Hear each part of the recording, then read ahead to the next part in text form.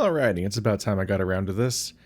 They've announced the remake of Riven coming out this year, and I'm like, oh fuck, I still haven't gotten around to the remake of Myst. When did it come out?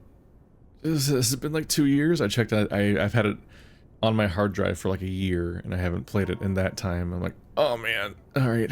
But anyway, this game had a very strange soft launch in a lot of ways, where people didn't get around to it for a while, because it actually, I think it launched as like a VR exclusive for like the Oculus or something, if I remember correctly, or at the very least it was VR exclusive at first, and then eventually came out on desktop. And given the option, it's better to record a desktop game than a VR game, because it's really hard to follow VR gameplay by comparison, and it looks worse, because that's just how it is. Puzzle randomization. Hello. I think this functionally will just make it so that the answers are different numbers and stuff if you memorize them, but I don't have that kind of memory, so I'll be fine. So I played the original Myst, not the original Myst, real Myst, the first remake of Myst, years and years ago.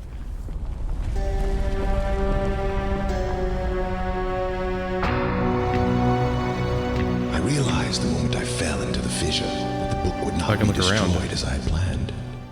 It continued falling into that starry expanse of which I had only a fleeting glimpse. I've tried to speculate where it might have landed, but I must admit that such conjecture is futile. Still, questions about whose hands might one day hold my Myst book are unsettling to me. I know my apprehensions might never be allayed, and so I close, realizing that perhaps the ending has not yet been written.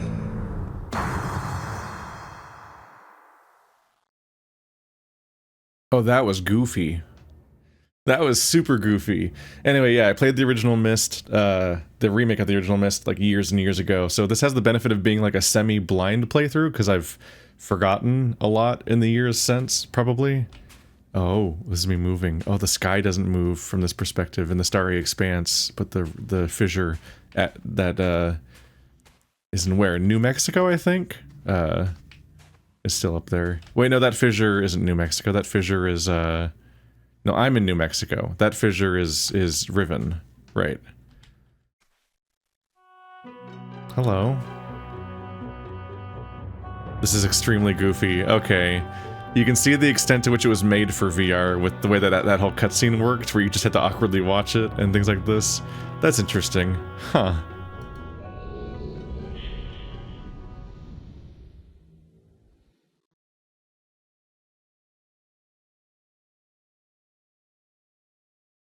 I'm not here to dump on it or anything, I'm just saying like it's extremely noticeable what platform this was originally made for, and that's interesting to unpack.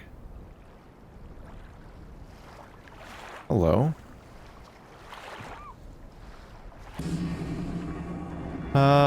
Ooh, the color's there.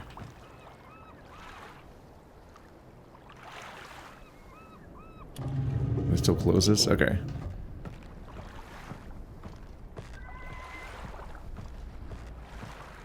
This is an interesting game. I wonder if people starting with this version of the game have the same confusion that people playing the original version did. And I wonder if they do, if things got like better or worse, essentially.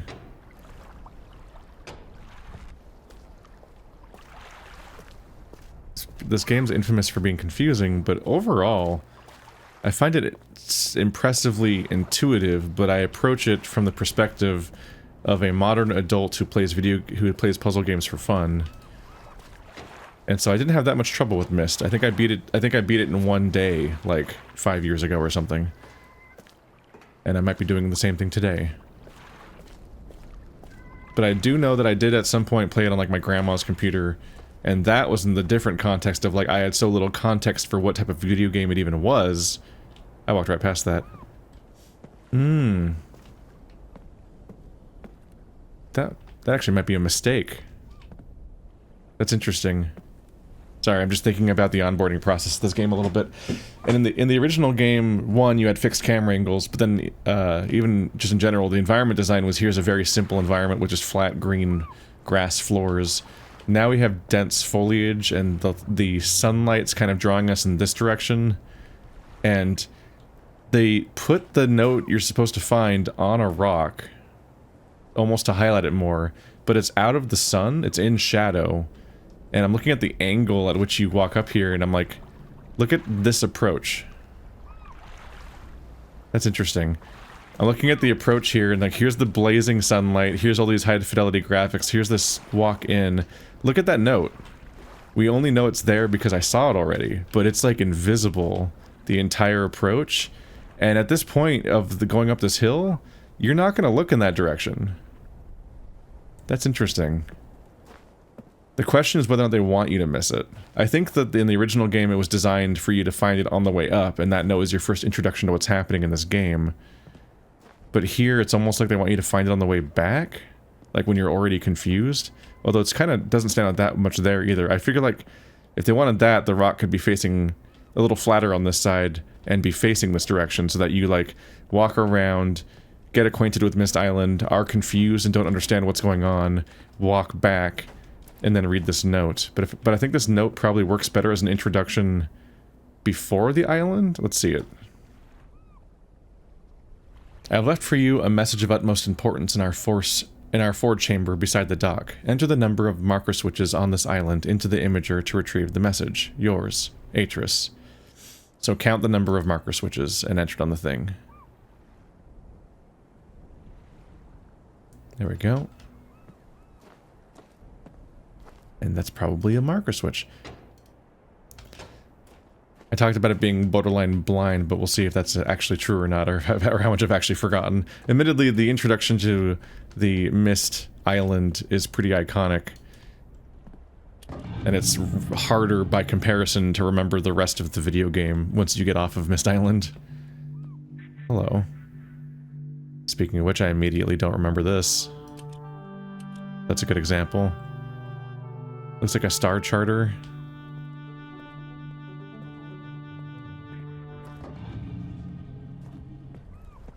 Alright, so 1 switch, 2 switch, 3 switch, 4 switch. I don't know why I add the 4 out of habit, but that's not a 4. Yeah, I don't know. I feel like that note is strangely hard to see for its purposes.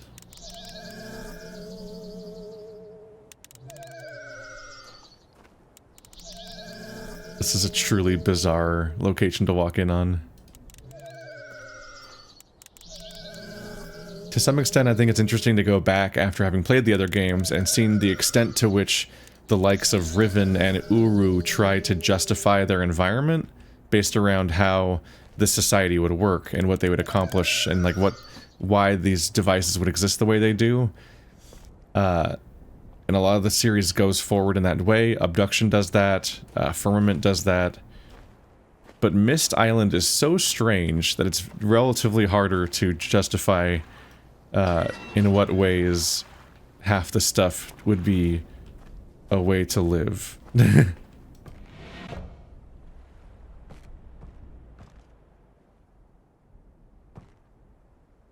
Suspicious tree. Alright, let's do the normal intended thing. So, count the switches. 1, 2, but you can't reach it. 3, 4, 5. I don't think there's one in here. 6, 7, 8. So I think that's it. I think. Is this the mother's grave, I think? I think that's the mother's grave. Or grandmother's grave. Because I think Atrus's grandmother's dead at this point. Because I have read the books.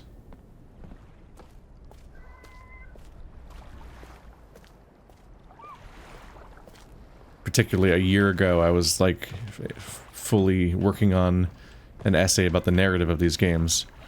But now it's been a year, so I kind of have to start over. Ooh. Now I can feel terrified in this little hole.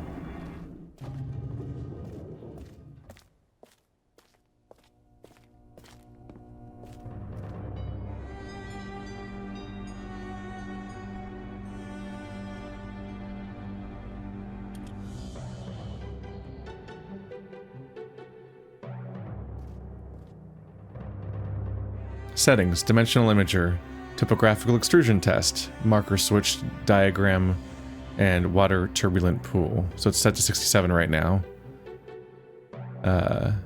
40. Let's look at the extrusion test.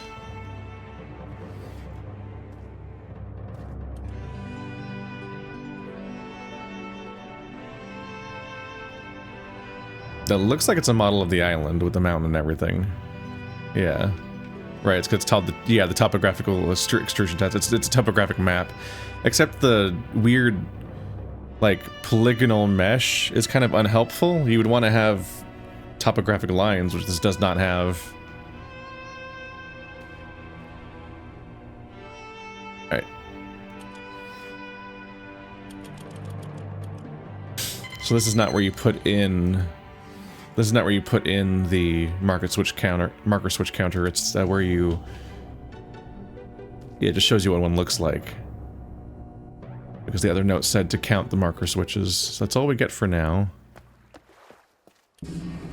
So I need to find the actual thing that they said to put the number into.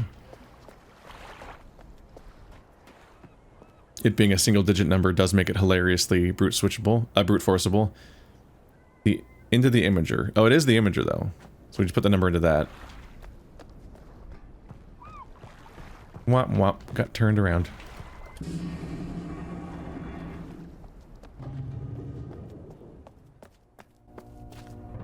Do-do-do. The music starts over. Did I find them all or not?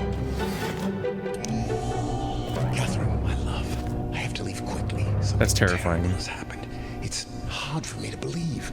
Most of my books have been destroyed. Catherine, it's one of our sons. I suspect Ainar. But I shouldn't leap to conclusions. I'll find him and Sirus as well. I should have known not to have left my library unchecked for so long. Well, I've removed the remaining undamaged books from the library and placed them in the places of protection. You shouldn't have to use the books until I return, but if you've forgotten the access key, remember the tower rotation, and don't worry, Catherine. Everything will be fine. I'll see you shortly. Oh, and erase this message after you viewed it, just to be safe. I hated that. Let me turn it up a little bit. Let's see here. I think I've heard that you can toggle this. Graphics.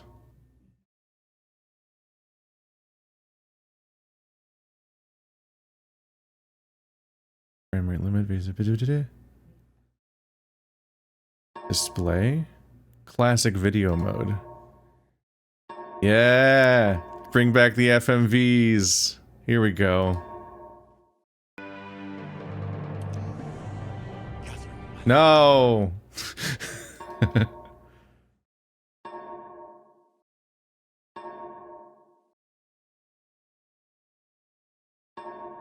Yeah, gotta load my save. This is a weird interface.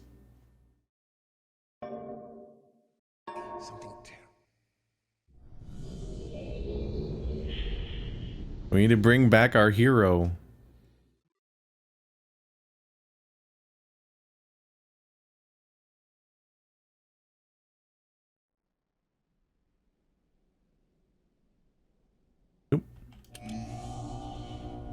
There it is. I have to leave quickly. Something terrible has happened. It's hard for me to believe. Most of my books have been destroyed. Catherine is one of our sons. I suspect Ainar, but I shouldn't leap to conclusions. I'll find him and Sirus as well. Oh, I should have known better than to have left my library unchecked for so long. Well, I've removed the remaining undamaged books from the library and placed them in their places of protection. You shouldn't have to use the books until I return, but if you've forgotten the access keys, remember the tower rotation. Oh, and don't worry, Catherine, everything will be fine. I'll see you shortly. Oh, and erase this message after you viewed it, just to be safe. Y'all are terrible at cybersecurity.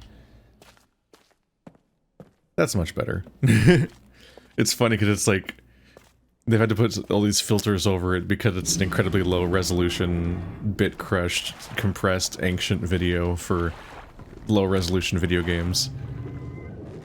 But the uncanny, terrifying 3D model is upsetting. It's also like they made the 3D model so clear. Like they probably could have done more with it if they made the new model also obscured by a bunch of noise and static, but they didn't really, so it's just like a big floating HD head that also follows you and faces you no matter what. Hello.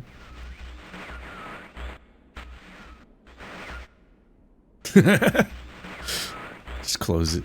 Just close it. Just open it. Just close it. We don't need to talk to this guy. Oh.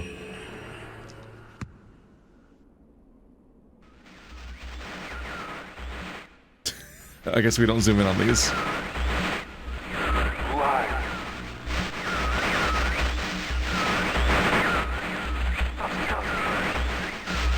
Bring me a red thing.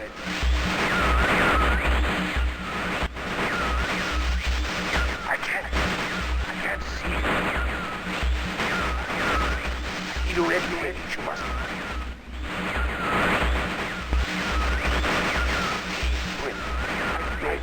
Bring.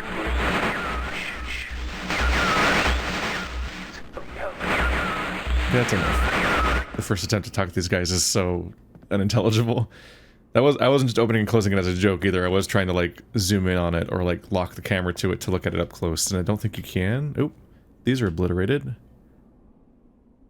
Channelwood. Stone ship. Those ones are hard to read from here. Selenitic. I don't think I can crouch. That would break the universe.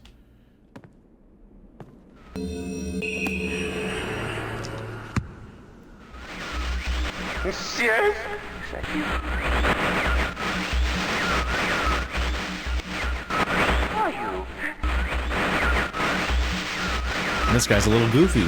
See you. I don't have the patience to sit through these. There's so like just nothing to glean from it at the stage. So let's move on to the lives. Ooh, it's got that like deep textured paint strokes filter over it.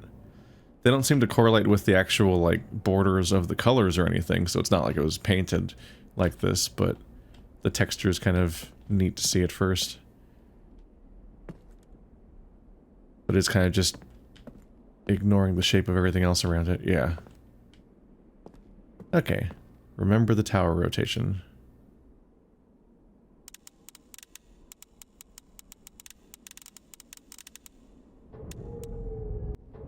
Ooh.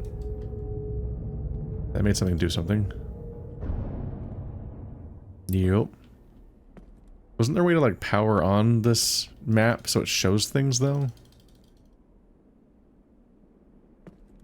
I feel like it was possible to make the icons show up.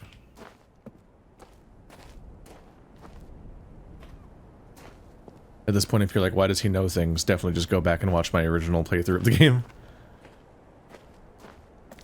Anyway, one of these is your journal, right? Where is it? That's selenitic. Oh, yeah, there's the journal. Let's see, because these should be the linking books. Oh no, these are all journals. Right, because each of the nodes on the map is how you get into the individual zones, so these are all journals about the locations. Nope.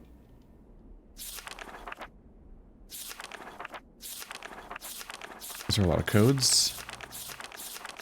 Like a lot of codes. Like a lot of codes.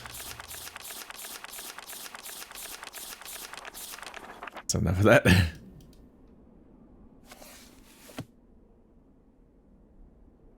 Okay, so which one we're probably going to first?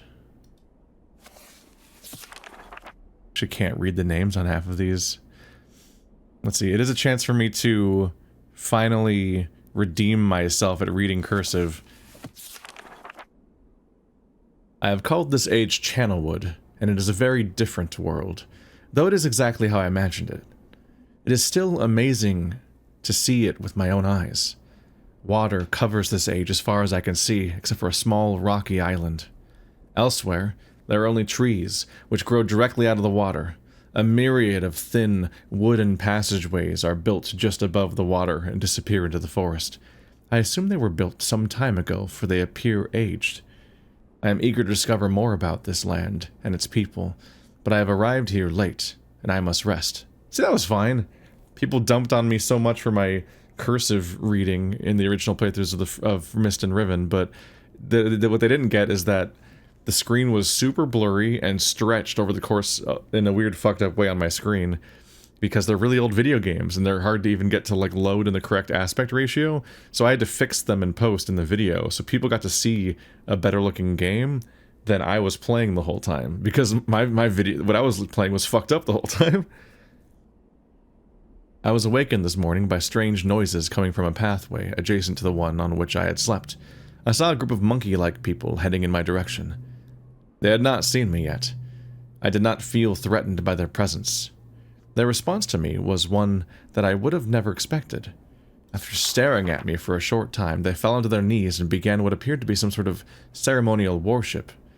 I tried to speak to them, but they did not understand my language. Instead, they indicated through enthusiastic hand motions that I was to follow them. As we walked, I began to notice that the waters below us were changing colors. Slowly, subtly, they would change from deep blue to muddy orange, then from muddy orange to beautifully clear. I was intrigued by the water. I was so intrigued by the water I hardly noticed that we had arrived at a ladder. Climbing the ladder led us to their village, which is about 10 meters above the water and can only be reached by rope ladders that stretch from the lower parts of the village level approximately halfway up the grand trees. It's very interesting watching these people carry out their daily tasks. Even after watching them for hours, I did not understand exactly what they were doing.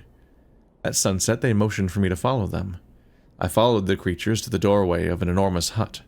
Strangely, once inside, I found that the hut appeared even larger than it had from the outside. The walls were garnished with bright metals, and in the center of the hut... Random right-click. I like that it keeps what page you were on, though.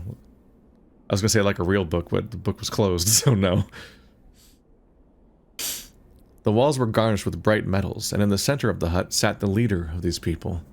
At least he appeared to be their leader, for he sat a meter off the floor in a thick throne. Guards surrounded the strong creature, who was dressed in many exotic, colorful fabrics. Next to the leader sat a very old human. At least, to some extent, he appears human. His hair, which was only on his face and head, was completely gray, almost white, and hung very long around his frail body. His thin head hung limply by an almost grotesque neck that could not hold its head up to look at me. But what a surprise! This creature should speak my language. Shortly thereafter, I was given a bed with some hand motions that looked to be telling me to go to sleep. I look forward to learning more. As I suspected, the ancient creature is a human. But he is old beyond his own reckoning, and seems almost insane. However, the tree dwellers almost revere him as a god. They are treating me now in the same fashion, which makes me feel very uncomfortable. It is almost impossible to understand this old man. His voice is feeble but wild. He has adopted much the language of the tree dwellers. He himself told me that he had not spoken our own tongue in ages. He attempted to explain to me the history of this place. The following is my best translation of what he has told me. Many years ago, the humans and tree dwellers lived together in this place, which was then a vast island. They interacted very little. The humans dwelt on the ground, and tree dwellers lived high above the humans. Occasionally, the island was disturbed by mysterious rumblings which happened randomly. Some sort of tectonic or volcanic action, I suspect. The sometimes slight, sometimes heavy tremors would only last a short time. Then they would stop, allowing everything to return to normal. One day, things changed. The rumbling began, and grew quickly to unprecedented levels. Soon it became apparent that the entire island was sinking slowly into the ocean around them. Many of the humans died that day, but not before sacrificing themselves in order to stop the sinking of the island. The humans lived through this catastrophe. The humans who lived through this catastrophe moved into the trees, where they gradually died out. Maybe because they were unequipped for such an environment, but I'm not sure. This is the story of the old man. This is the story the old man communicated to me. Although many details are very unclear in my mind, I am especially confused as to how the humans saved the island from completely sinking. In fact, I doubt the accuracy of that part of the story. The island must have stopped on its own. Yet the old man believes in the truth of the story as if he had been there. And the tree dwellers worship him, and apparently all humans, as if they were heroes or gods. It's crossed out. The correction is it should be talking about the Dunny. Or the Dunny. I don't like the pronunciation Dunny. The old man ended our conversation today with an event which I will never forget. He began gripping my hands tightly, murmuring something about rest and sleep. He then said, "We had expected you to come sooner." These actions filled me with a sort of immediate dread. With much effort, he stood to his feet. I tried to help, but he pushed me away with more force than I imagined his frail body contained. The tree dwellers quietly surrounded him with very solemn faces. Then they kneeled before him. He walked to each and placed his hand on their heads. All the while he murmured words which I did not understand. Finally he turned to me and smiled, then closed his eyes, and walked out the door and off of the narrow path high in the trees. The tree dwellers were silent. They began a procession down the nearest rope ladder. As I was descending, I saw several of them pick up the body. He had fallen into a lower level of the walkway and carried away. He was laying down at the dead end of a short pier-like structure. With the use of some potion, one of the tree creatures, lit. I thought that was the parentheses. Lit the pier on fire, and I watched as the flames engulfed him. As this strange funeral proceeded, the waters around the pier changed dull green. This morning I awoke, finding it hard to even believe the previous evening's events. The water is a dull green for as far as I can see now. For some reason, the water no longer shifts color. As I wander throughout the pathways, the creatures watch me, curious to see what I will do next. They're constantly offering me strange objects of affection. I even found food outside the doorway to the room I had slept. This is a unique race of beings. I hope to learn their language soon, that I might learn more from them.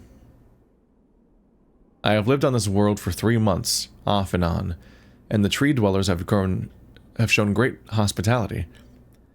I'm even beginning to learn bits of their language. I've decided to return home for the extended stay with my loving wife and sons, and hopefully return with them. However, I am sure Catherine will once again refuse. I think this age would be a wonderful experience for them all, and I at least look forward to how Sirus and Ainar will react to its curious inhabitants. Catherine is staying behind, as expected. My sons have returned with me, and they enjoy this age very much. They get along very well with the tree dwellers and are picking up their language surprisingly fast. I have no doubt that it will not be too long until they can speak with the tree dwellers much better than myself. I am leaving tomorrow to check on an Osmoian age. Sirus had suggested I allow him and his brother to stay, though the idea unsettles me. I know the boys are growing up rapidly. The hospitality of these creatures is such that I could think of no better place to leave them alone for a short while. So I will consent to their request. I warn the boys not to take advantage of the respect of the tree dwellers have for their ideas. They seem to understand my warning, and I have faith they will follow it. Whoops. Much to my dismay, upon arriving in Everdunes, I learned that Pran and her people are continuing to be menaced by the Choktik. I fear for their survival and plan on returning to her shortly, after checking on Sirus and Ainar here. See Everdunes Journal for more information.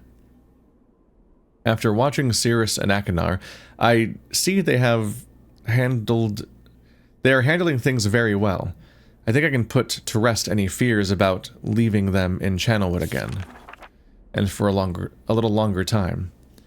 The tree dwellers seem slightly distressed that I am leaving, but are happy that Sirus and Ainar are staying behind again. I've been gone for over 3 days, and have been to many different places. I had to tell Sirus and Ainar about Pran's death today, and they were visibly shaken, although they only remembered her from their childhood. Catherine had suggested that it would be wise for Sirus and Ainar to leave Channelwood for a while, and I have to agree. They will be returning with me when I leave again.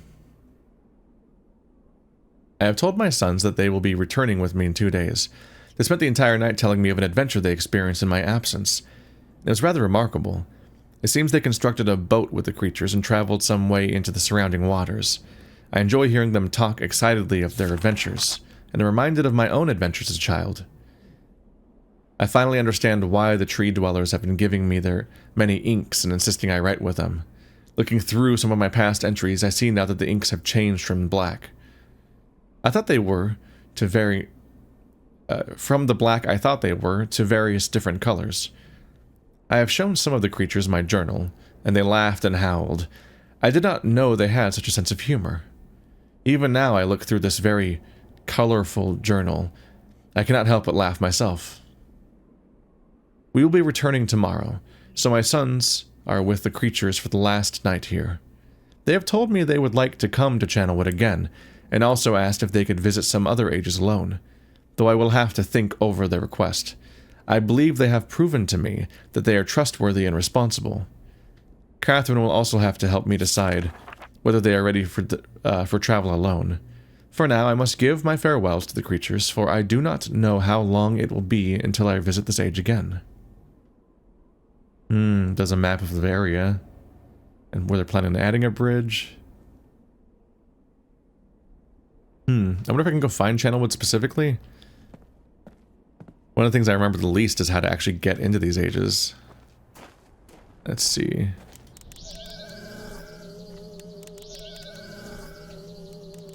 These guys are probably technically like a combo for something. Anchor. Bug. Snake. Eye. Hey, hey. Give us puzzles.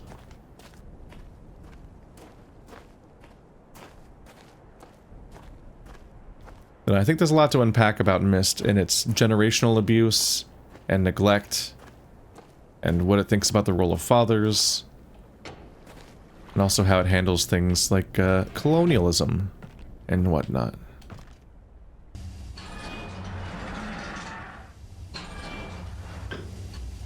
Well, aren't you obviously made for VR? Okay. Got a safe with 3 digits on it. Wow, that's a very slow handle. There's a drawing of a tree in a hole. I think that's the one that's over here. Yep. Peculiar tree. You can't walk around it, can't interact with it directly.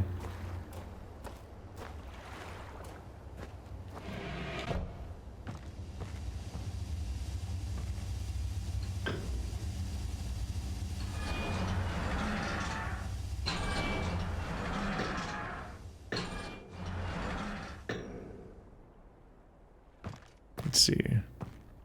Does this one lower and raise the tree?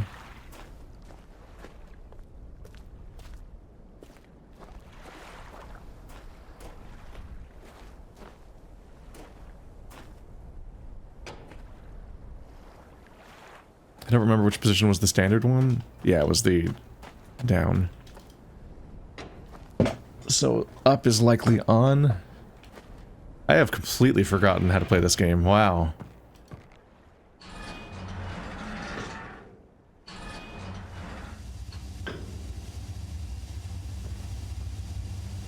The pressure is not raising. The beginning of this is like pulling on a knot, where you're trying to figure out where's the first piece of information that really gets you moving. We know this opens because the thing said it does. But this won't be important for a long time, I'm pretty sure. Gotta type these combos in. Couldn't you drag in the original game? I think so.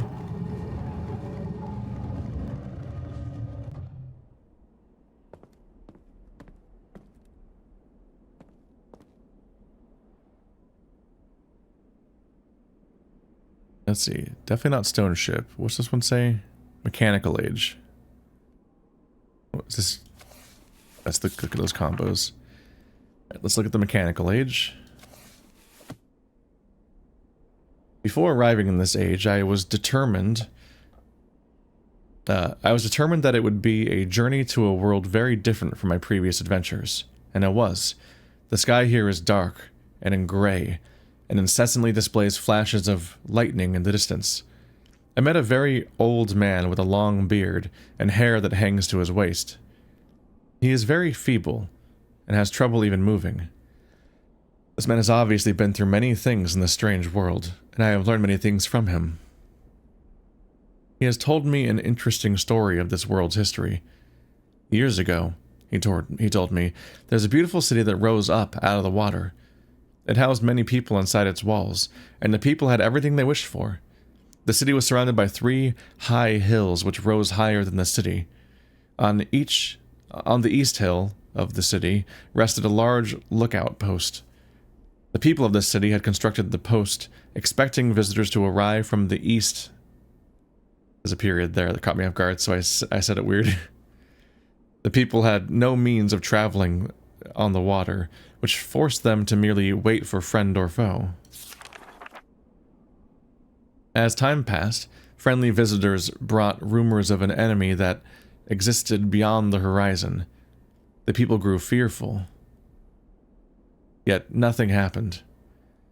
One day, the usually sunny sky became as dark as night, the black ships appearing on the horizon. The lookout post's attempts at peace were turned away, and the sentries there were easily overwhelmed. The ships continued to wreak havoc on the city, apparently destroying everyone and everything. After the foundations of the city were destroyed, the city sunk deep into the ocean, and only the lookout post remained.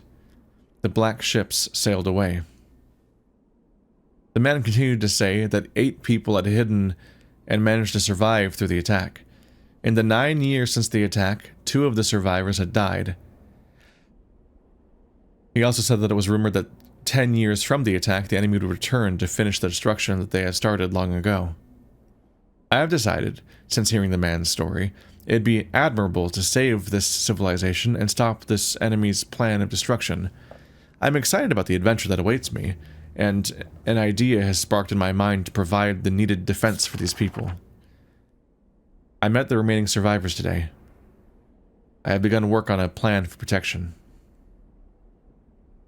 After a short absence, I have returned to this age with my 2 sons. They have, as of yet, traveled rarely with me, and they are understandably excited to be here. They have grown considerably since Everdunes, and it is already obvious to me that they will be a great help this time, instead of the nuisance they had been in the past. All 3 of us, along with 4 of the healthier survivors, began construction today. We are building upon the old city's ruins, which will provide a perfect foundation for our fortress. My sons have been spending much of their spare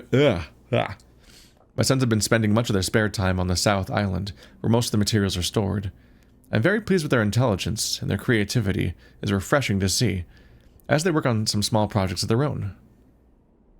It has been over 4 months now, and construction is going well. My sons love the world except for its gray sky. They detest the gray sky, and tell me many times they wish the sky here were like the blue sky in Myst. The old man I first talked to tells me that the enemy is due in 4 months. I feel we will be ready for when the time comes. The man reminds me of Emmett in many ways. I often wonder how Emmett and his people are doing. It has been 6 months of work, and we have finally finished the fortress. It rests between the 3 hills, which are now only islands due to a rising water level that the people experienced after the attack. Inside the fortress, I have designed a most intriguing device. It makes use of a technology called holography. Holography. I don't know how to fastest those syllables. I began experimenting with on my visits to Aspermere. It'll be working in a couple of days after I compensate for some small miscalculations. This holographic device will enable the survivors to learn to use the fortress. The enemy is due to come soon, and I trust the fortress will provide sufficient protection for all of us. Yep, this is that age. So the artist that worked on this game for the environments followed me on Twitter because I collect... I have an image folder that's just all of the basalt columns I've encountered in video games, and so I just joked about, like, even Myst has added basalt columns to its remake, which is funny because there's already basalt columns in, I believe, Myst 3 and 4, I think. I don't know, I already have 2 other of them in my folder, and I think this act didn't have them, but now it does. And you can see them here in this drawing. It's funny. The black ships have come. Their attack was substantial. Their weapons have been stopped, and it appears they have turned away in defeat. I cannot help but smile as I watch the boats leave. Last night we had a small celebration, and the old survivors danced their dances of old. My sons did not understand why the sky had not turned back to its original blue. The old man told them the storms would never end until the enemy was destroyed. I assured my sons that the blue sky was not worth the risk of death, and they seemed to hear me. I have had a healthy adventure, and have begun work on a new book. Once again, I must leave a familiar age in search of a new universe I have begun. But first I will have an extended time with Catherine, whom I miss very much. I must also return to the people of the tide. I believe in my travels I have found a substance that will ease the pain of their bone ailments that they have long endured. I hope to return to the mechanical age one day and find the population growing and my fortress still strong. Though the sky may always be black, I am confident the people here feel a heavier darkness has been lifted from their shoulders. I do not at all remember how to get into that. Hi.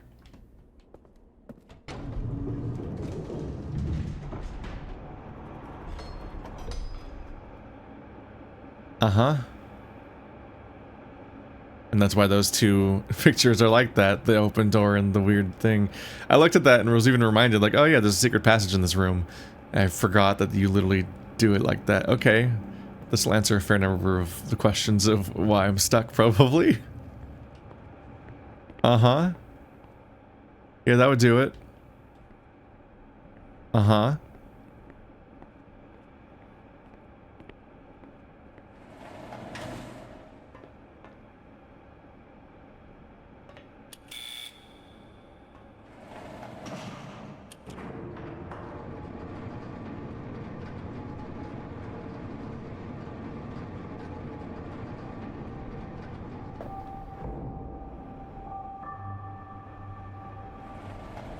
Thank you. Welcome to Tower.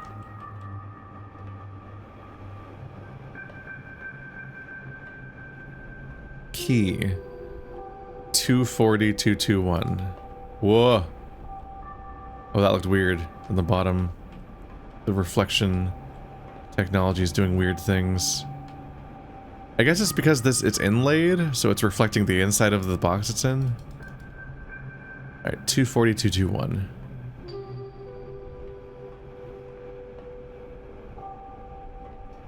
There it is.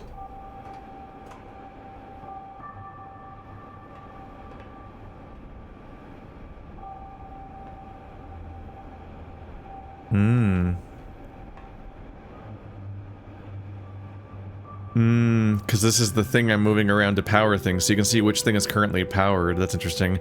It's also clearly a 2-dimensional picture, which is funny. It just, instead of rendering the outside environment, it just shows a 2D picture of the thing that's currently pointing at.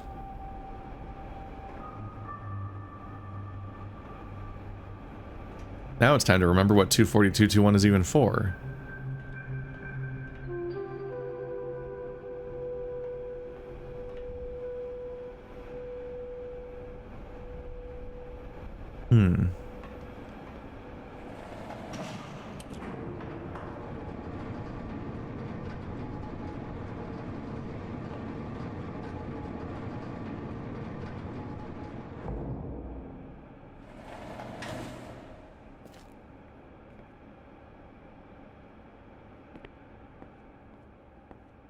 What a normal environment.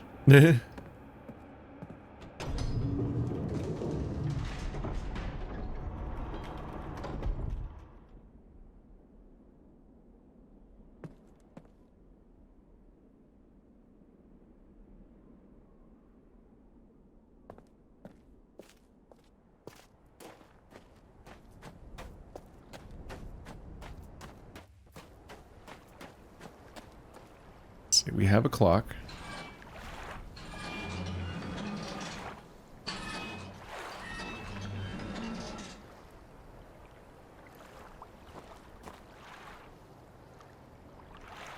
$240, right? Wait, did I mix up the hands?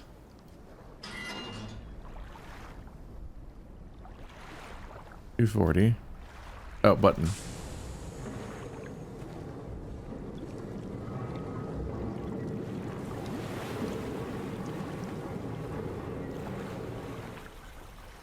Oh, is this how you get into the mechanical age, not the big mechanical gears? So far off. Or maybe this opens that. But from here. The infamous lover's puzzle.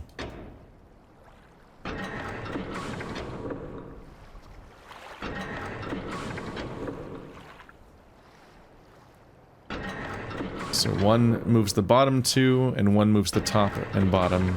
Doing this with the mouse feels weird. Can I click on them? No, you can't just click on them. Oh, you can hold click. That's good.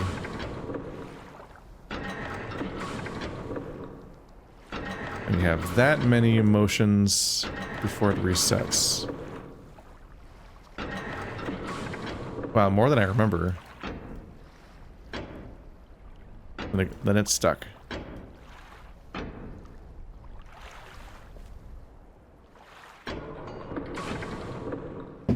The concessions to make the made for VR game function in not VR are very goofy. All right. But this fucked up trick is that you can do this. No, it's not that. Okay.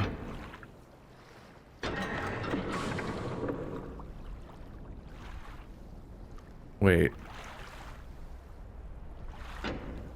Wait. Did they change it?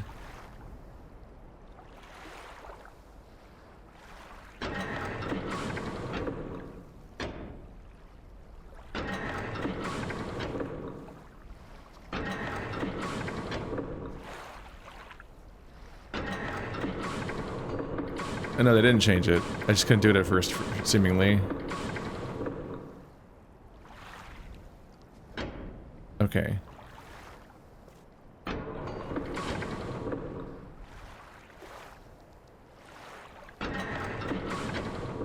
Two. Two on top, one on the bottom. I did it wrong. Fuck.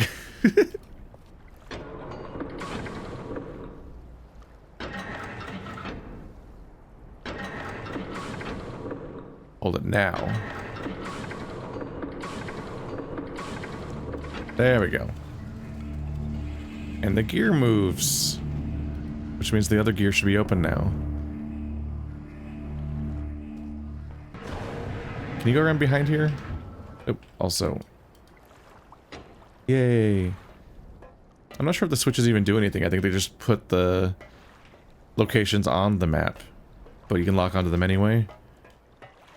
So them being marker switches is extremely literal.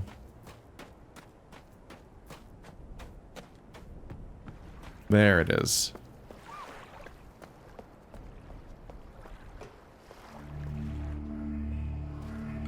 Is funny because I even remembered the clock tower and so on being over there and what puzzle was inside it, but I forgot that it's even tied to this because it's on the opposite side of the island.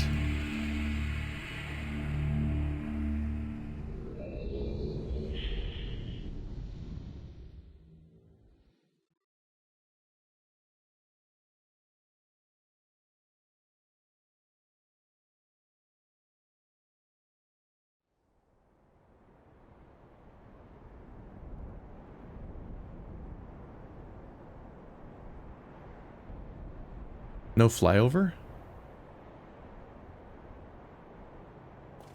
There was no flyover. It's weird not being able to look at the books up close because of the whole like flyover view you get. These are basalt as fuck. It's a basalt on your senses. Every video game is become basalt, just like how every organism is become crab.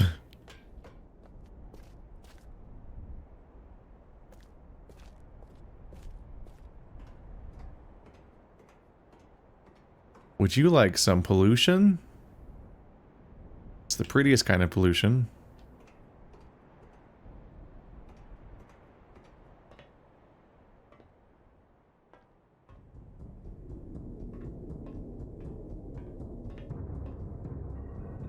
I don't like how the drums made it sound like something was running up behind me. It was actually spooky. Damn.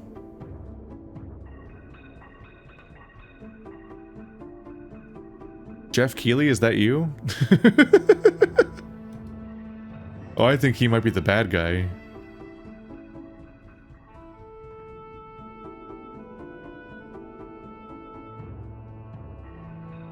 Doggy!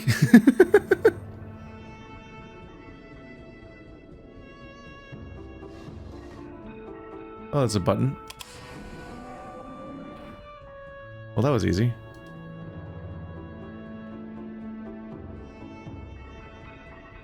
Drinking bird? Oh.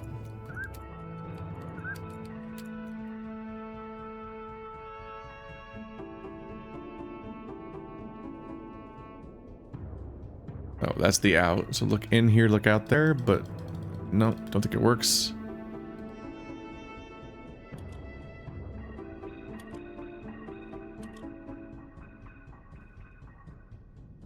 They're just goofy little guys.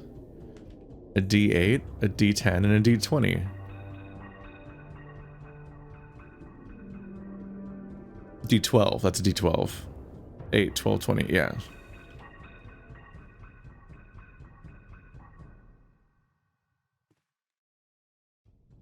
Are these just public domain paintings? Who's that even?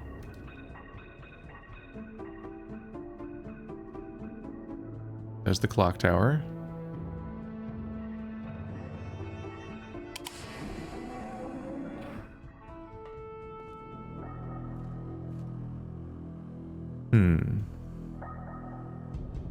Sirus, your greed sickens me. Your desire for wealth and splendor is never satisfied. Oh, plunder.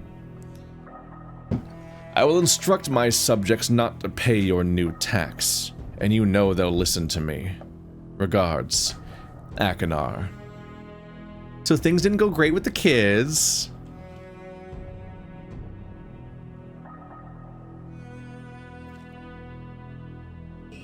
Oop, there's a red page.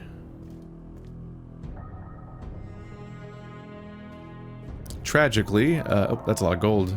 Ah, that's upsetting. A whole horde of gold in here and coins. And they're covered in dunny numbers.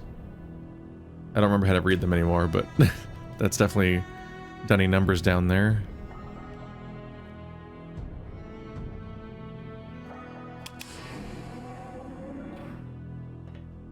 Sorry, Atus, I don't think your parenting worked out. It turns out that when you set your kids just free on these extremely colonizable planets, they do a colonialism. Oh, is this people who worship us? This won't fuck my brain up at all. Hello.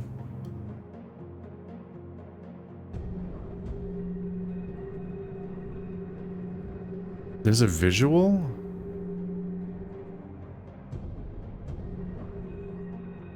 They won't let me stop it facing the same direction. I think you had to do it based on timing alone last time, didn't you? That's interesting. I think I distinctly remember having to figure out the timing of it.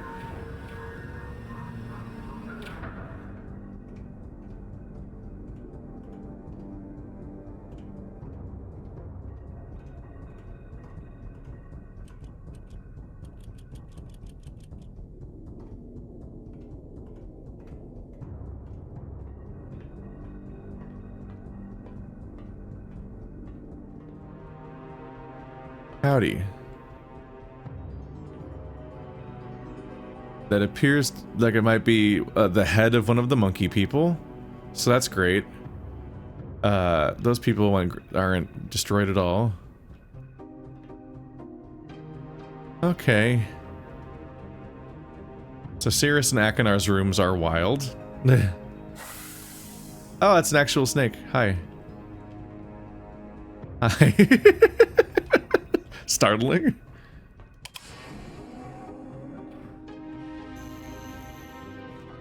And there's the blue page. There we go. Ah, an entire stash full of poisons. So one of them has an entire stash of hoarded gold, and the other one has a stash that's entirely poison. Uh-huh. Uh-huh. Uh-huh. Okay. Ainar has a torture chamber, and Sirus has it's bowl into taxes and exploitation. So they both suck. Time to start over at having kids. That's this is throne, basically. Rotation simulator.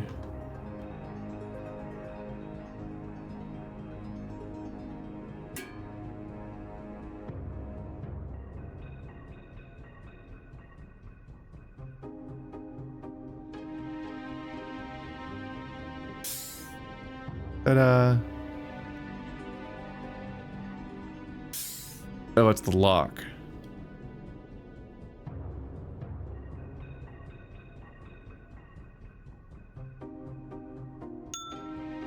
Ding! Is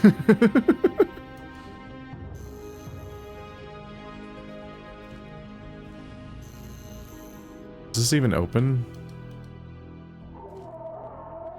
The lock there. Ah, I don't like being locked in here. It's scary.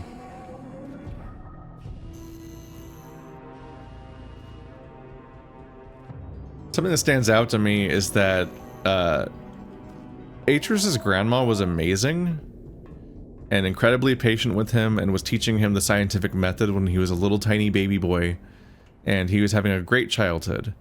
And then Gen shows up and ruins his life. And one of the things that happens there is that Gen is so focused on the Dunny and their power and studying and learning about this stuff that he's just a terrible parent. And that's really interesting as a prequel, because in the main story of Myst, it's really clear that Atus was a terrible parent. Because Atus was a terrible parent. Because freaking Ainar and Sirus happened.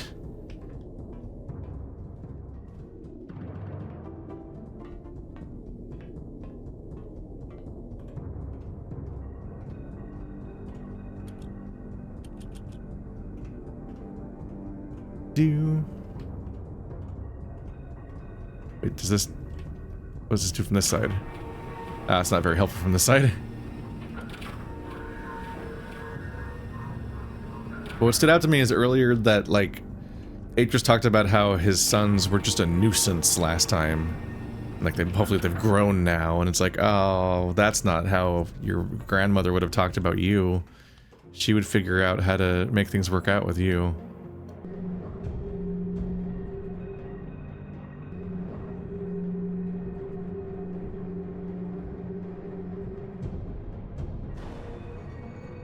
There we go.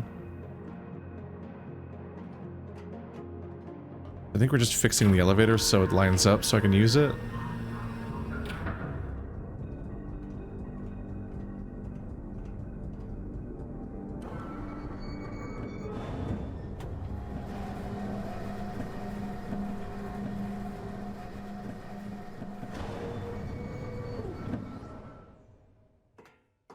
Hello.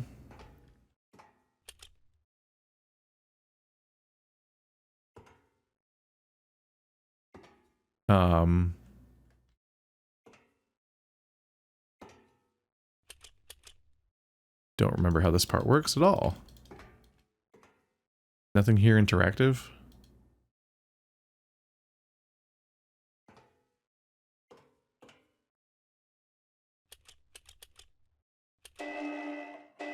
Oh.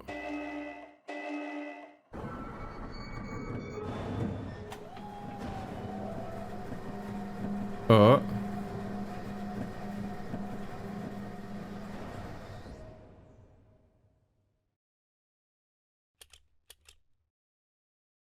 That's an oddly distressing button. Okay, so it had like an announced timer, right? So is that implying that I press that button and get out? Send it away, and that's the recall button.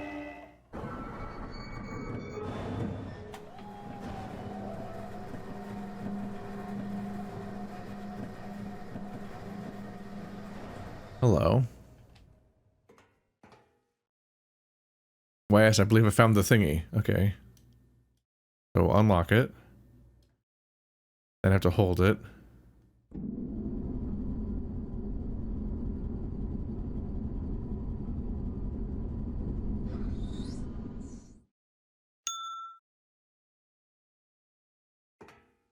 Then I guess we just wonder where I landed. Okay, so there isn't a visual here.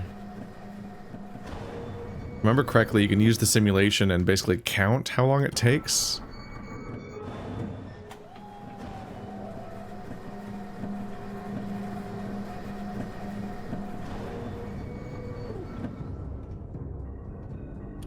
Button doesn't work here. Let's see, which way is we facing now?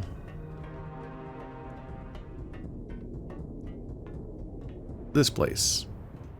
We start... Oh, we did a whole 180 already? Okay.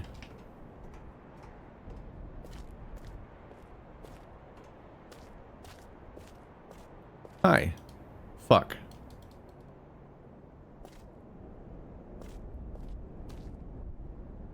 What have we learned? Semicircle, then like down, mid, up. That looks like the icons for the elevator. And that is also part of the elevator thing, and there's nothing else here?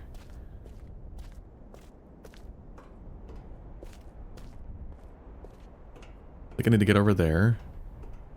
Nothing on that side.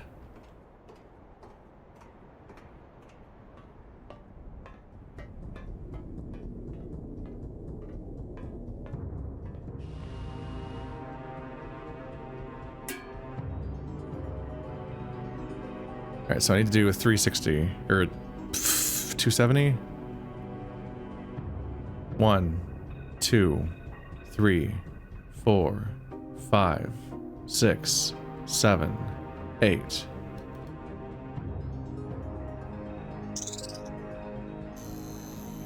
I also wanted to sound like that. Like a bug. Actually, that's not necessarily true, because that thing, simulation doesn't necessarily match up with where my starting and end points were. I'm just trying to figure out how long to hold it down. It doesn't matter if that's how long seconds are, it just matters whether or not I can make the my count the same length the second time.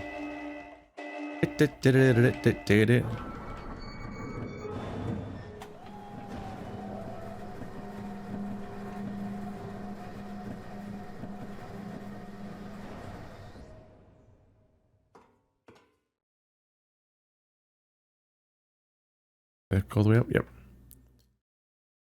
1, 2, 3, 4, 5, 6, 7, 8.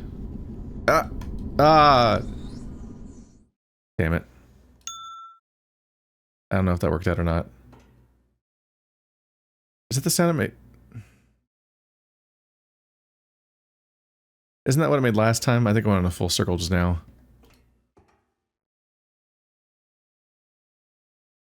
I tried moving my mouse, then it didn't react. 1, 2, 3, 4, 5. 6, 7, 8. I don't know. I guess we'll just see. Fuck it.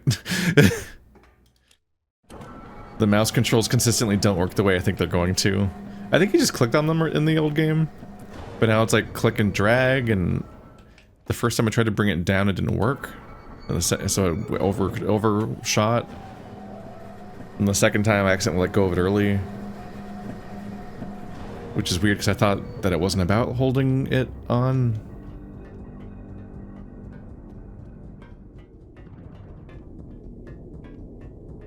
Yeah, I made it.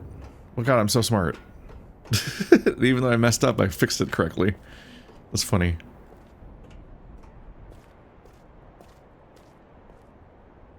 Okay, so elevator circle, elevator buttons, spike trap / sun over some mountains, and then moon, the half circle. I should draw these real quick.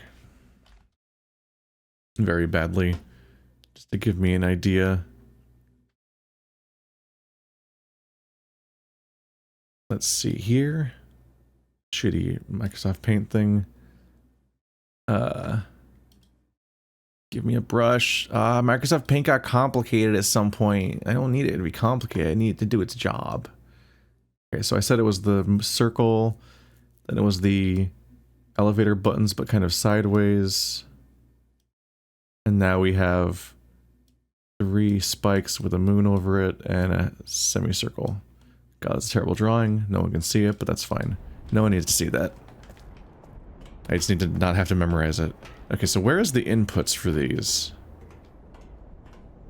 There isn't a third direction over there as far as I can tell, so... Was it back at the start? Or did I miss a whole room?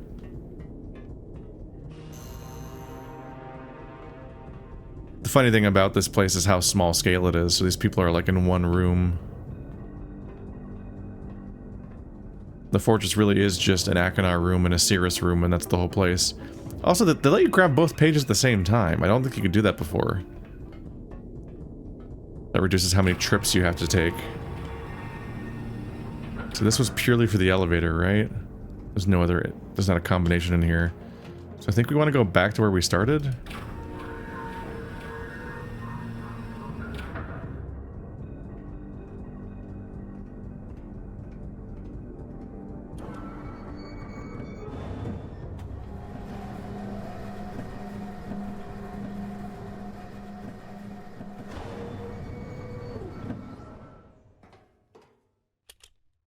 Alright. Be gone.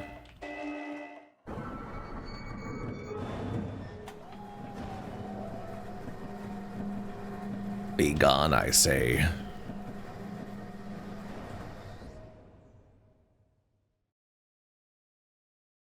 Ah, I got the mouse. Come on. 1, 2, 3, 4, 5, 6, 7, 8. Oh, what? Oh. Did I do it? I think that's... I don't know if that's a good or bad sound, actually. I keep getting thrown off by the weird inputs.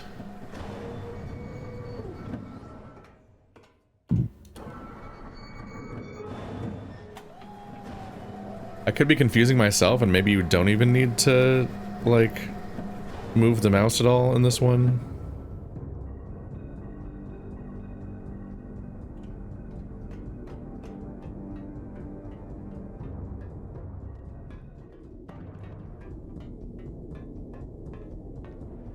Okay, back to the beginning. Was there a combination input here?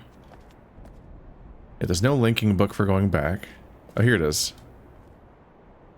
Okay. So you don't want that to be the last one. Good.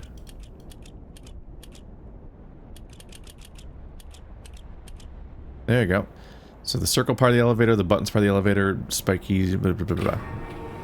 That's the combo we got. There's something kind of quaint about how little there is to this chapter. You're like, oh, yeah, that's it.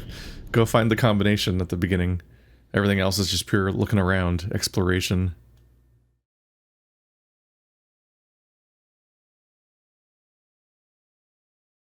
It's cute. Yeah, it's rough not being able to look closer to the book to see the whole flying around camera. Because you can't hold things in your hands in this game. It's just strange. Or not being able to look at that closely at this. He returned. He wouldn't return. He just rescued me. I'm Ainar. My brother, I beg you.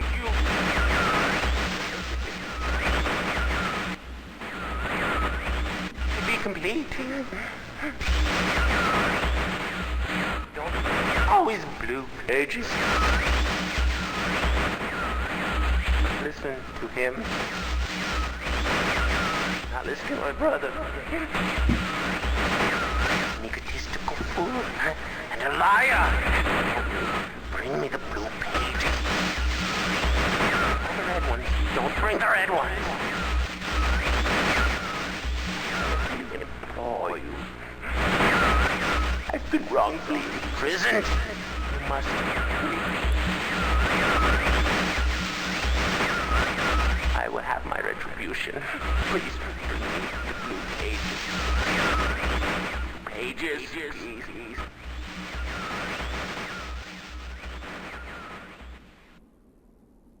Oop.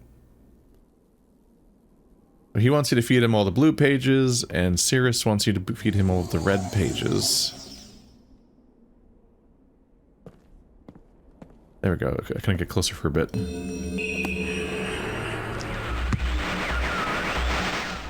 returned. Thank you for bringing the red.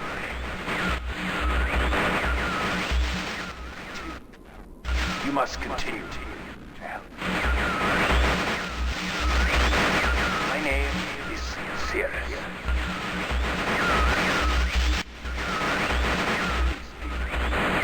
I beg you to find the remaining red pages. You must read.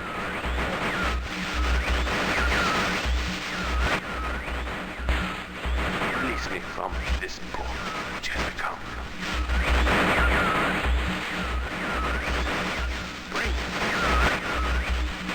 I need more red pages, please. Beg. Don't waste time. Look.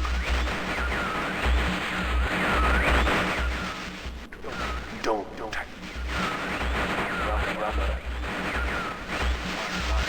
My brother.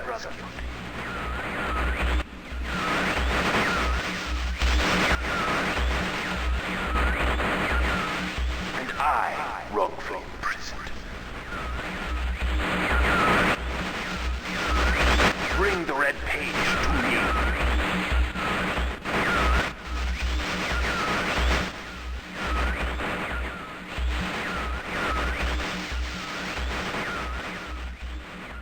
That's enough.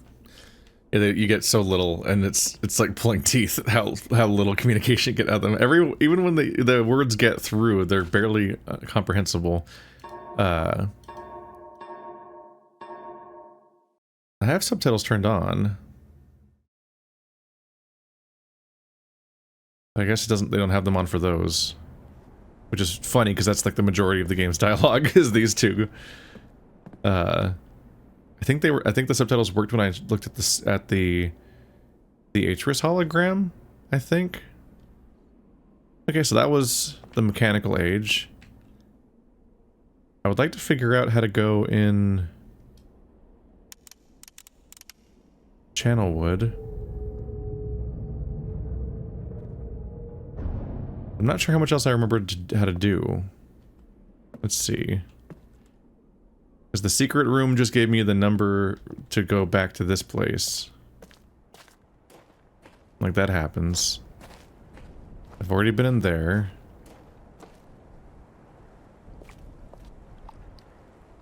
This is probably the stone ship age.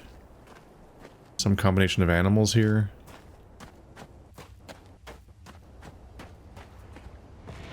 Channelwood's hidden behind a safe and PSI.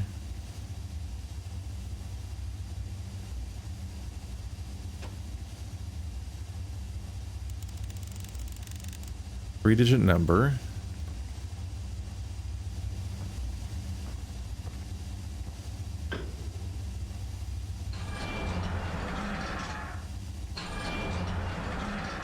But this frustratingly doesn't seem to have an effect, and I don't remember why.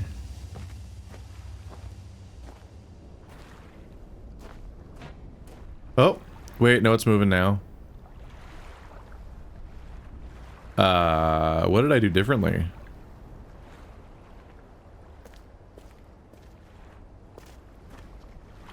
Hello. What did I do differently this time?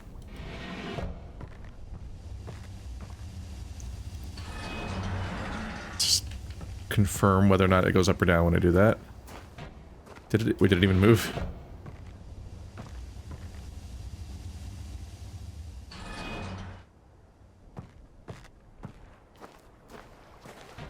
It's not moving.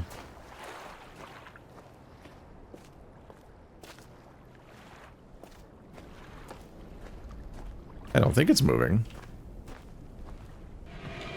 Was it tied to this? That's too similar of a number for me to notice.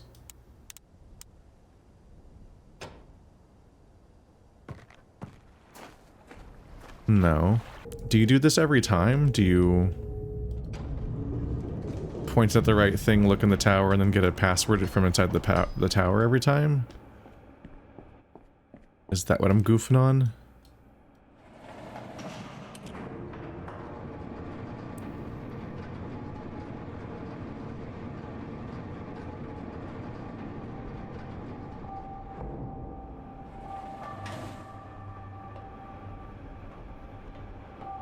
It is. Oh, it's that straightforward. Whoops.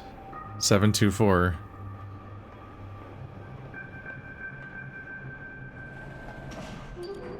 That's funny. It's funny that it has a reputation for being obtuse when it actually has like an incredibly consistent way of guiding you, apparently. I think I let the reputation infect me a little bit, but also just the expectation that you do everything kind of once in a lot of puzzle games. The idea that you get all the passwords the same way is actually surprisingly straightforward by almost any puzzle game standard. Almost repetitive. Whoops. Well, I'll be going faster now.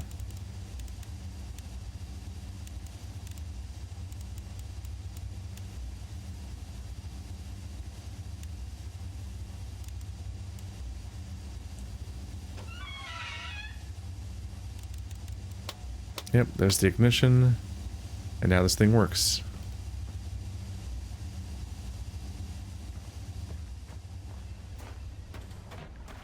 You can't interact directly, right? No. Now we should be able to move it to the right height. Why did it change heights, though? It was all the way down, and now it's all the way up. Without me having done this. That's very strange to me. Like, is it a bug? Or something I've lost track of?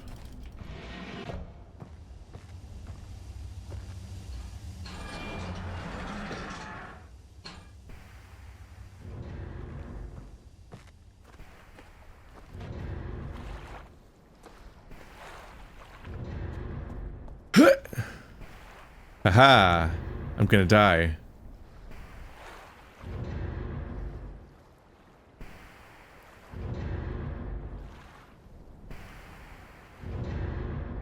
This is terrifying.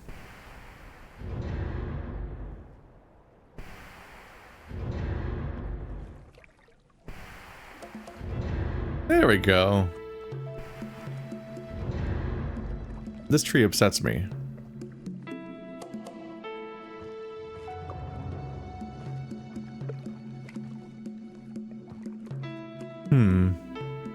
Why is there a whole themed room to Channelwood outside of Channelwood? That's some commitment. I guess they had the gear being the way into the gear planet. It's interesting seeing how much a place like Riven kind of makes sense as a place that, like, or at least tries to make more sense as a place people would live in, but Myst Island is just a comically nonsensical place. Everyone is in every place, every part of Myst Island is just wild. You're like, why would somebody make this? What are they doing? All this work just for having a bunch of linking books that you canonically were not hiding from your kids. Like, if I remember correctly, everyone just had access to these Myst books. But there's insane contrivances on how to get to them. This is neat. Got some pipes. Channelwood's really memorable out of all the planets, the ages.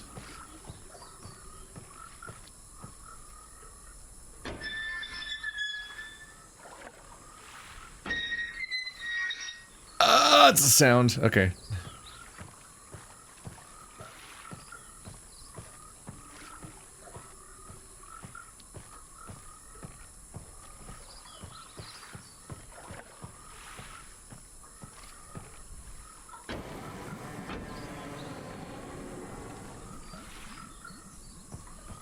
Do something. Frog. Oh, bye.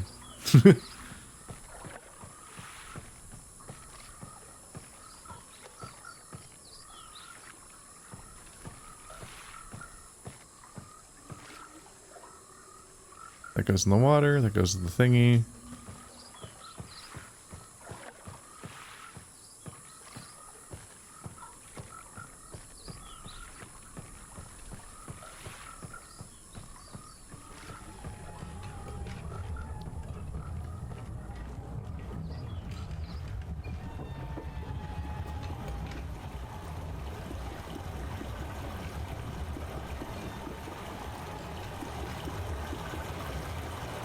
It's noisy in here.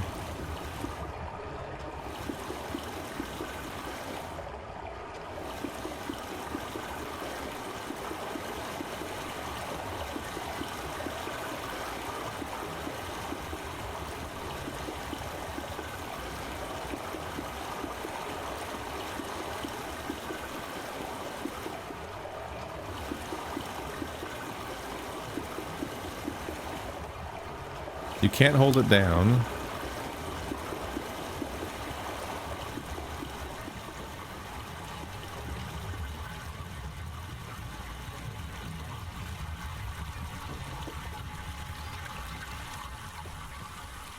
Hello. No! The ripple does not look great. The splash is very goofy.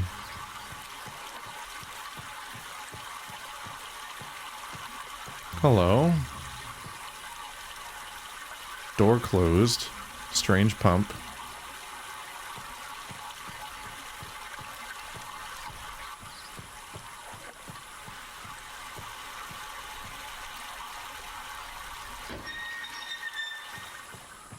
If I turn it away from the door, does the door open? Nope.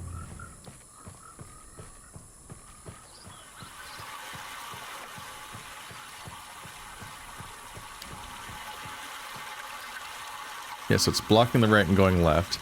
I think in the original game you interacted with these directly, but they added levers. I think I saw this in a developer commentary stream with the level designer for this version, which is that they, I believe they added these levers specifically for VR. Because I think you looked down and clicked on these in the original game, but touching the ground is hard in VR. It's rough. Like, given my struggles with floor height and so on, and that being accurate or not in VR chat, I often can't touch the floor. Like, it's really weird. Not even talking about, like, mobility and having to sit down, having to crouch all the time or anything. So, it's helpful to just add a lever that just sticks up, and then you can just grab it.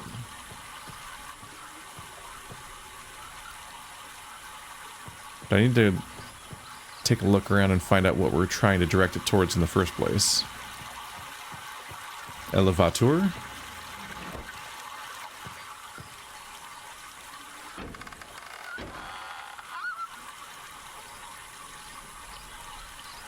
Uh-huh. Oh, this? Yep. Oh, maybe I could have opened that door in some way if I was pointing at it. Or maybe it powers something else and the door is just in the way.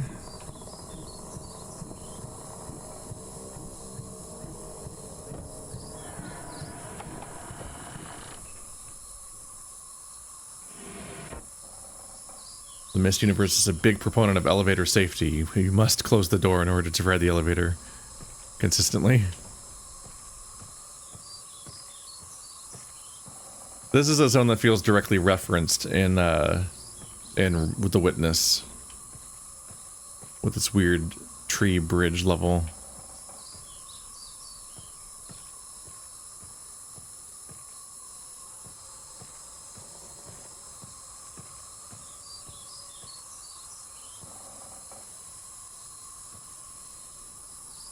These are very small houses. Just kind of a little gazebo. Is that a pillow? Maybe? At first glance I thought it was a plate.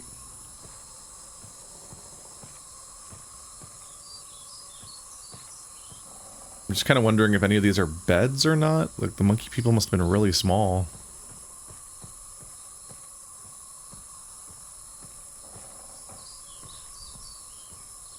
Those are terrifying.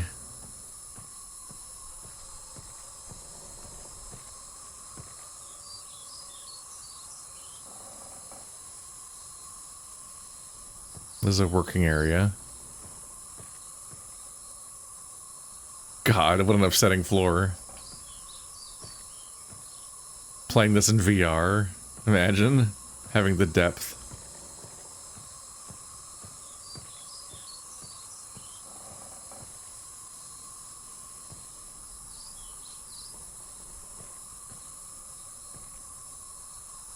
I believe that's where we started.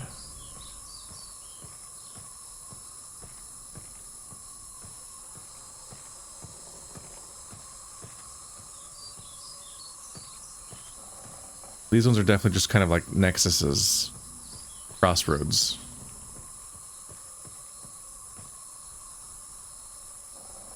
And what are those? Are they growing grass up here? They look like growth beds, kind of.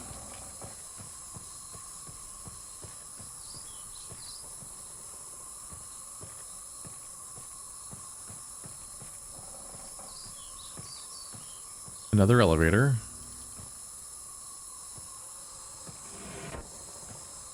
Started over there, came over here.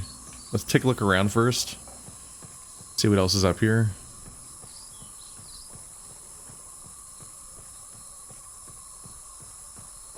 Up. Bowls. Oh yeah. Okay, so yeah, I think it was a plate. It looks like the same texture. I briefly convinced myself it might have been a pillow.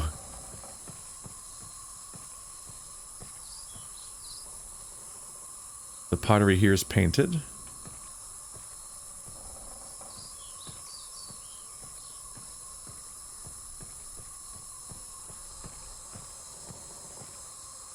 I think I heard the creator say that, the level designer say that he like set up an algorithm so that it'll randomly have or it'll just randomly remove planks, and it'll also like distribute the planks that are available kind of at random to make it look like the planks aren't repeating, and it kind of removes them at random, but it can't remove two in a row ever because that would look like a hole you'd fall through.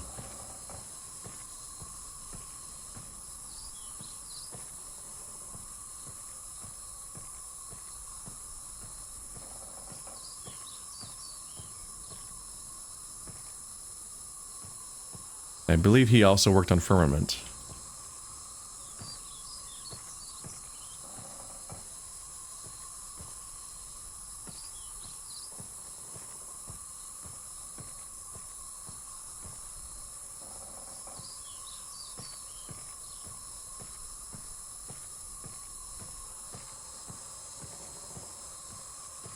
And I think I'm going backwards now.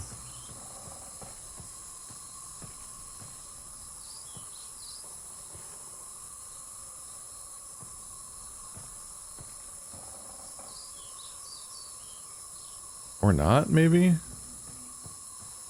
Is this the wood? No, it's like a potter.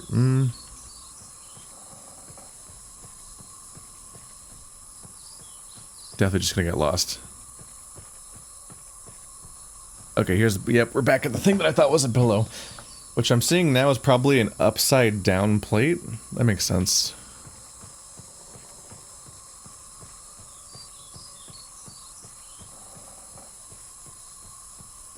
But it's interesting to hear about people, like, setting up algorithms for their bridges and whatnot. Because it's like the equivalent of, like, how digital artists have brushes.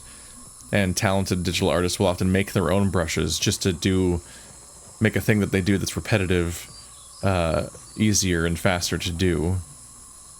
And like they made the brush themselves, so you can hardly say that they're outsourcing it. They're just automating themselves a bit. One thing that comes to mind is chain necklaces. People get real tired of drawing chain necklaces, so I've seen a number of people, for their little furry guys, just create a brush for making a chain necklace from scratch, and then they can just paint the chain necklace on their character instead of having to draw it the whole time. This one doesn't work? Nope.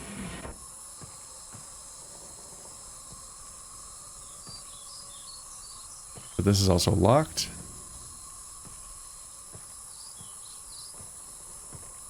Okay, so let's follow the wire and see where it goes, and see if I can open that door to bypass the elevator. Because the elevator is tied to water pressure, I think, which seems like a problem because the water pressure is how I got up here with the other elevator. So I think I can only divert it to one at a time, which creates problems.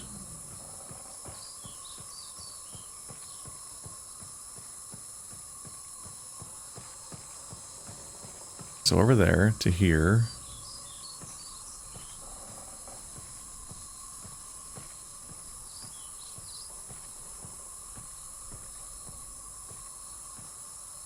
Oh, this. Ta-da! Ra-da-da-da-da-da-da-da-da.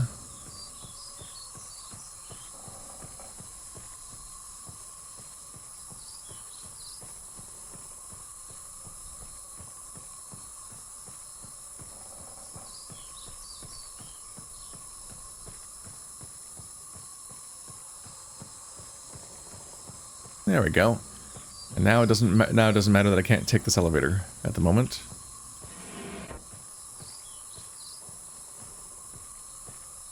This feels like it's just a very stressful chapter of the game in VR. If you'd have issues with heights, even this part, just non-stop weird heights to worry about. There we go. And now the door from earlier is open. So now both elevators work. Or can be made to work. The question is why? What am I trying to accomplish right now? So I can make that elevator come down here, I think. Which is like kind of like a shortcut. It's an easier elevator to get to. Oh god, that sound. I had to close this. There we go.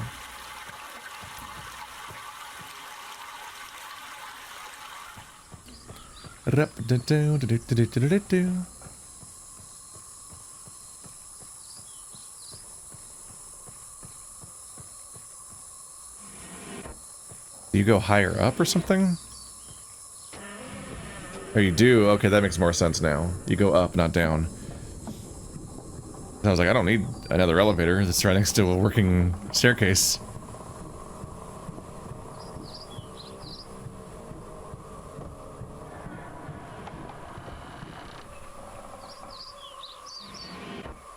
Whoa!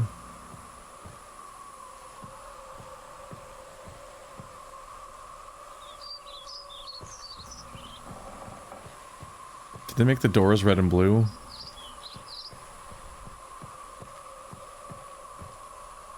Nope, nope. I noticed this one was red. I'm like, did they make the red and door rooms have red and red and blue doors? Red and door, what the fuck did I just say? Oh.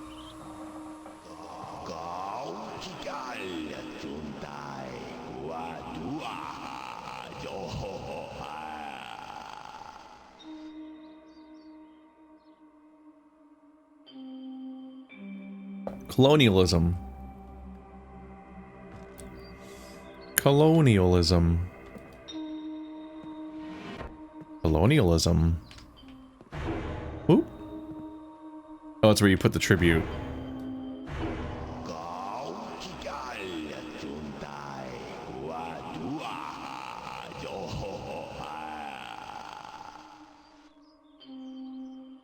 I think you guys might be baddies.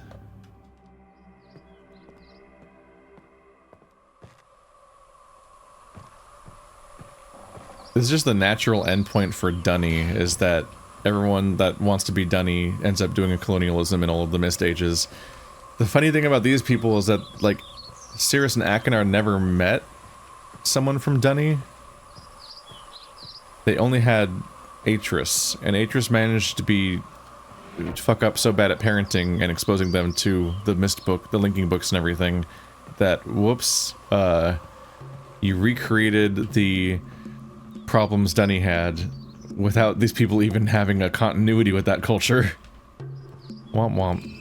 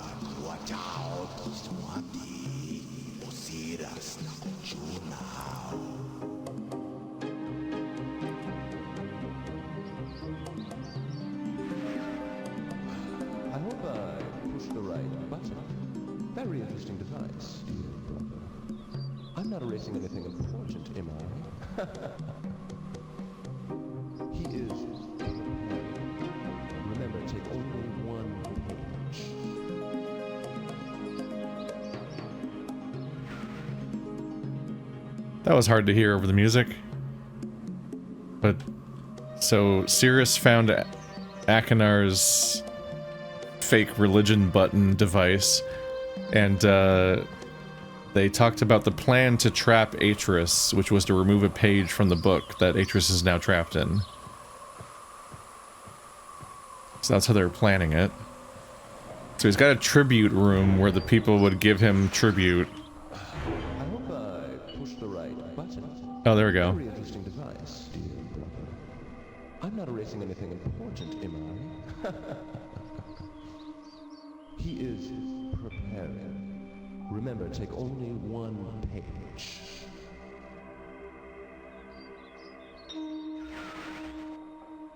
Yep.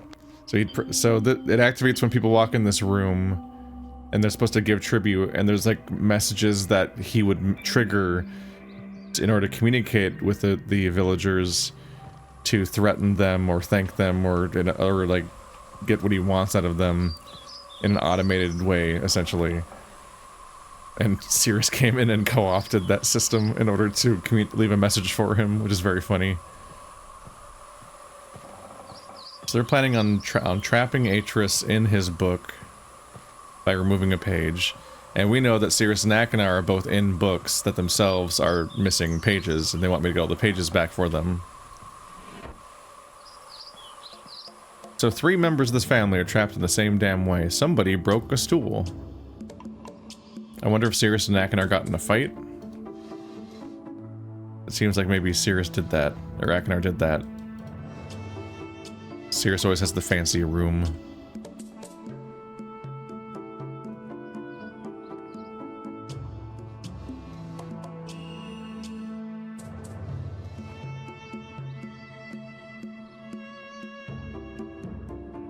Vault access, stand, Myst.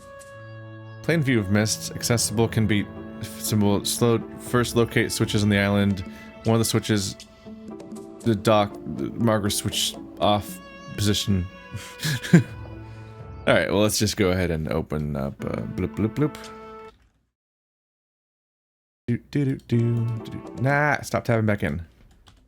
We're gonna open up GIMP.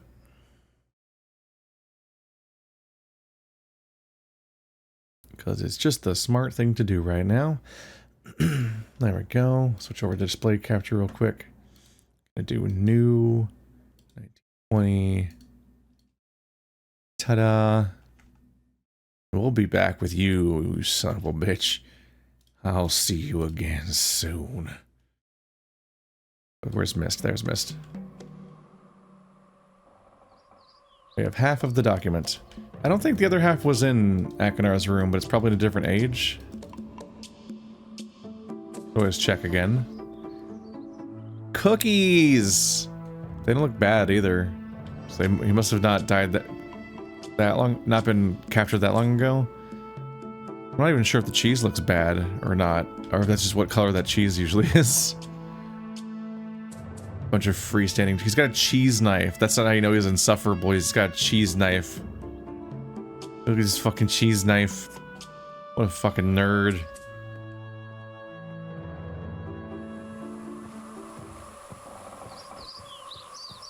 The colonialist characters are comically petty feeling.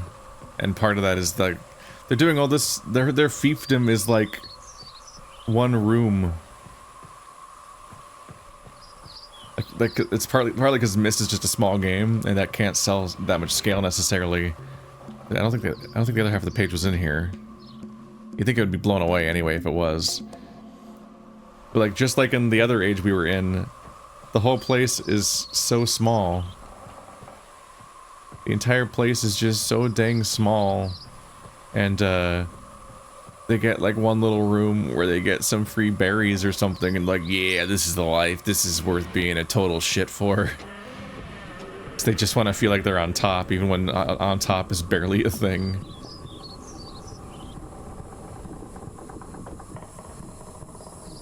They're such, like, they're already shitty people, but they're like embarrassing shitty people.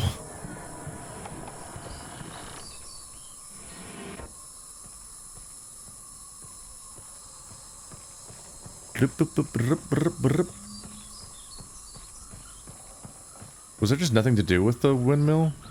Or watermill? Was it just like a cool glimpse of technology? Because I got both the pages already.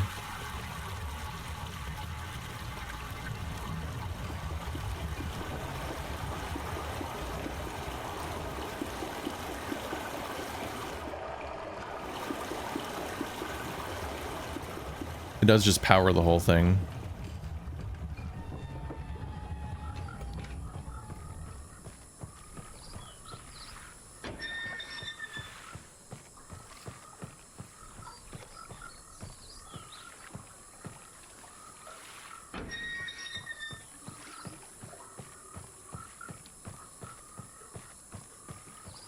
This would take it to here.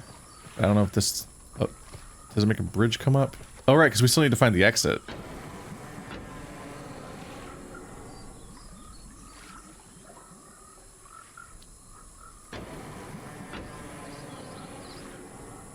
Not a great sign.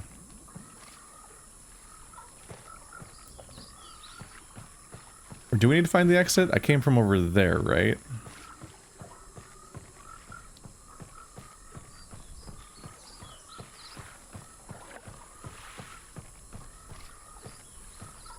Yeah, I think I spawned here. That's what we're still trying to do. We're trying to find the way out.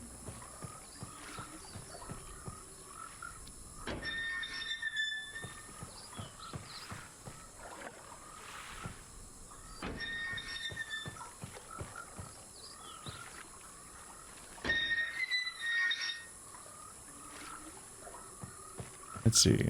Oh, did I turn off the water?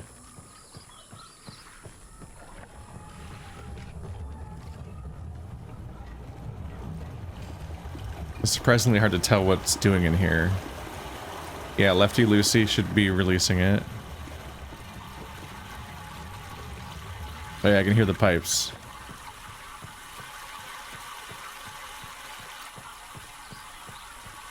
Womp womp.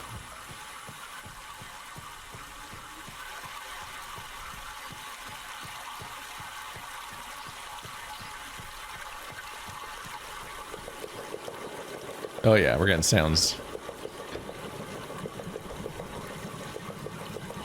That's how water works. It looks just like that. The splash effects are very funny. In part because they're so cartoonish, and this is like so atmospheric, and also this is like photo accurate looking. Like it's surreal, and then the water effects do really goofy things like that. Water's hard though. Myst is one of the most influential games ever made, but at the end of the day, Cyan is basically functionally like an indie studio. And pretty much always has been. But especially is now. Alright, so that's the elevator I saw in the distance, so now we just need to go connect it from over there now. Also might be kind of why Firmament is low-key kind of bad.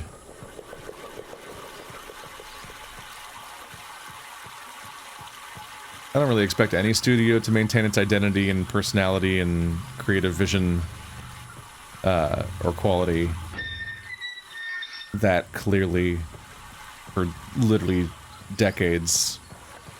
But because like the people change, most of the people get replaced, and the ones that don't get replaced have become different people. Nope, that's the counterweight. The elevator we sent up. But Firmament was rough.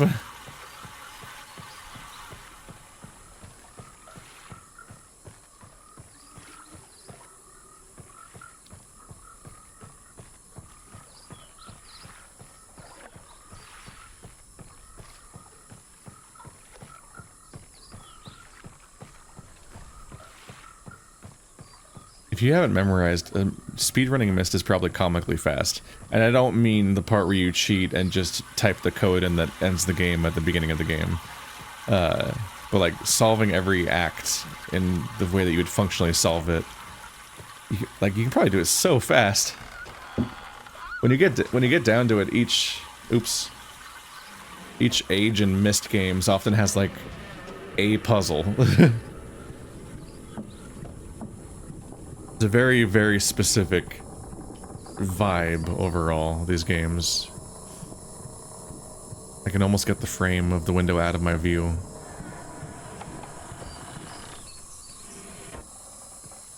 There's the exit. We done did it.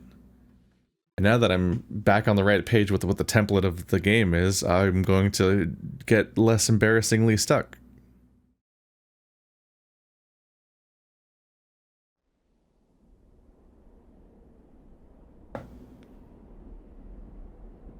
We're back. You can hiss at me more.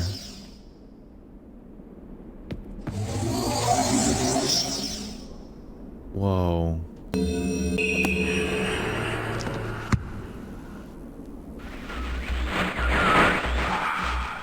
Have returned. Additional page.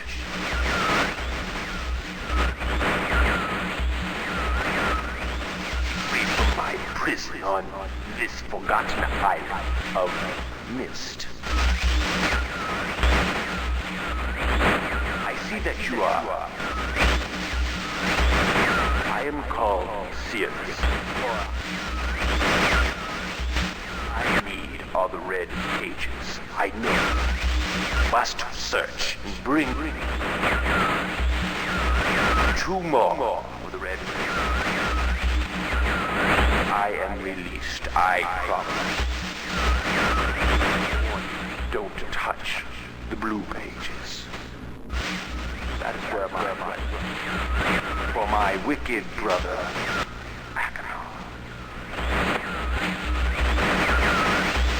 he is a man of distorted mind and senses. He disgusts me. The face he makes. Do not release Ainar. Thirst for destruction is not. Never ending. Bring the red paper. May you please release me from this prison. Promise you will be greatly rewarded. You must help me. Help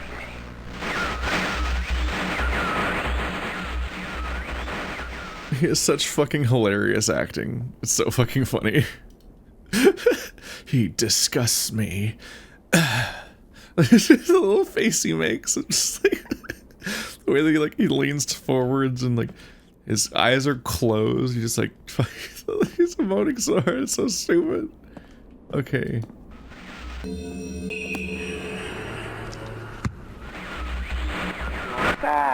Good. Still more blue pages you find. Bring more. I must have some more. That's all I ask of you. It's been so long since my brother, Sirus, wrongfully imprisoned me within this book. Stupid schemes. Pretty speech. Greed, which is endless. It should be perfectly obvious to you. He's done evil and he has destroyed all before. Do not bring the red pages to him. Not let him trick you. He tricked our father. Hideously murdered our father. He'll trick you. He'll murder you. Don't touch the red pages. I beg you to bring the blue pages. To me, listen, you must obey me. Blue pages are my only hope. You must help me. You must help me.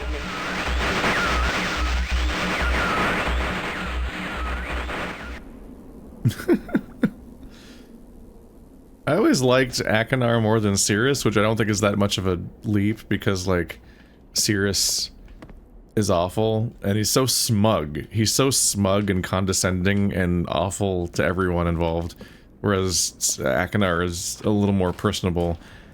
But it's also like a little bit of a cheat because, like, Ainar is played by the same actor that plays Atus and Sirus isn't. So, like, one of them shares an actor with the good guy, or as far as the story is trying to frame itself as, and one of them's not that person.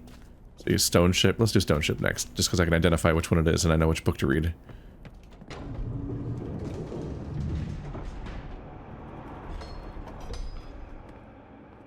If I remember correctly, the Sirus and Ainar, who are brothers, are played by the Miller brothers themselves. So the actors actually are brothers.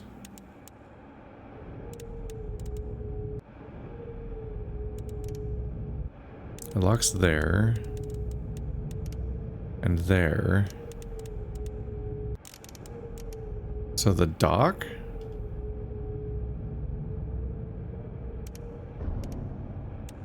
It won't lock here. Where the stone I guess the stone ship puzzle would be on the dock. That makes its own sense.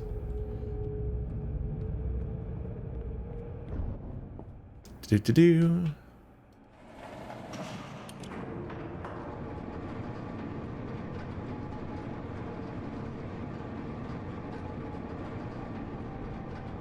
My favorite actor is when they get, what's his name? I think it's Michael Dorff is his name or something, to play Savidro. Oh god. This is some chief screenshot fodder right here. just be a little screenshot on my other monitor so I don't have to write that down. Brad Dourif, that was his name. Savidra was so good.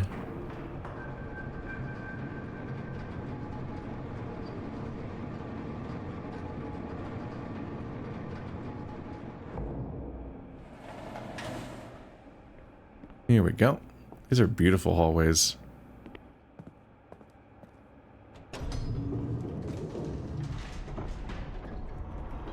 But yeah, you want to like Ainar to some extent because Sirus is so awful, and he shares an and Ainar shares an actor with Atus, and also he's more humble, and he acts like he's actually just warning you. Oh god, has this? Ooh. Oh, this guy. Okay.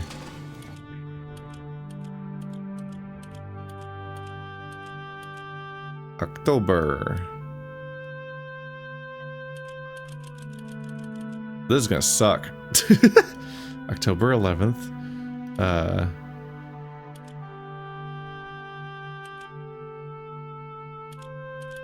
10:04. What are these?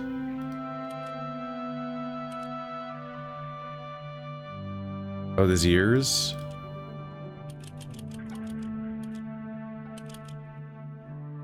$1984. No?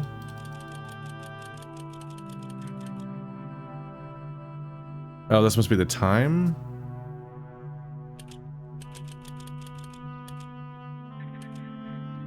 So this is 10:04. Nah. So this is the 10:04. 1984.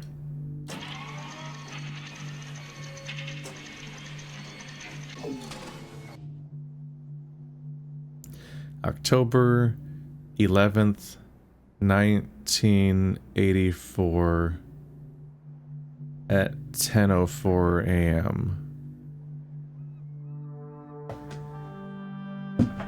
Okay.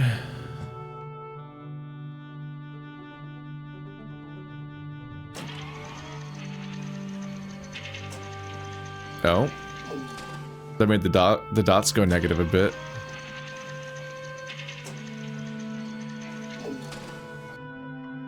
That's kind of interesting. Gonna screenshot that real quick. I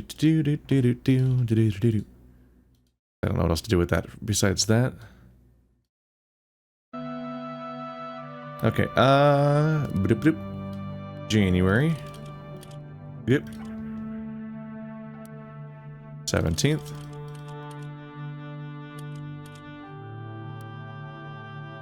January 17th. 12:07.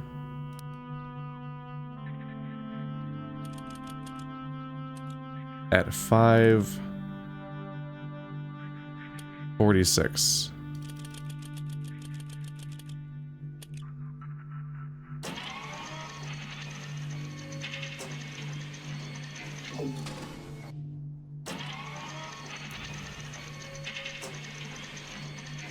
January 17th, 12:07, 5:46. Every single, like, measure twice, cut once instinct is taking off at the same time here, where I'm just like, okay, let's not fuck up our screenshots here. Because if I get one of these wrong, I won't know which one's wrong, and I'll have to check all of them again. November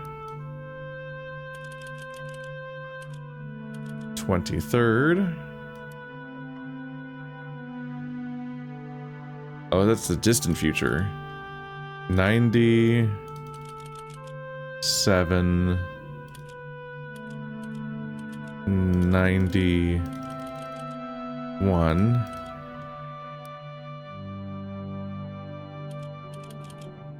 at 6:57 p.m. So that's going to be 18:57. Because 12 plus 6 is 18. 1857, November 23rd, 97, 91, 6, yeah.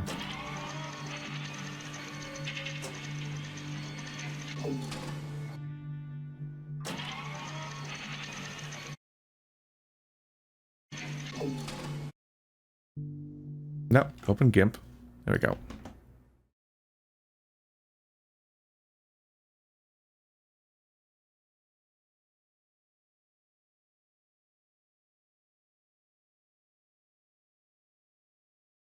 Just trying to make the most of limited desktop space here.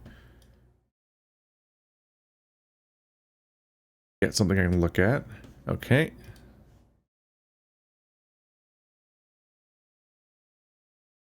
Got it. All right. And the powered thing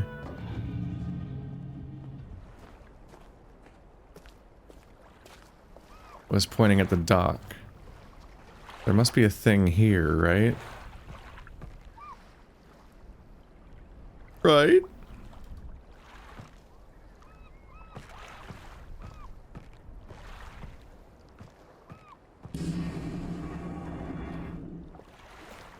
Alright, so how did this part work?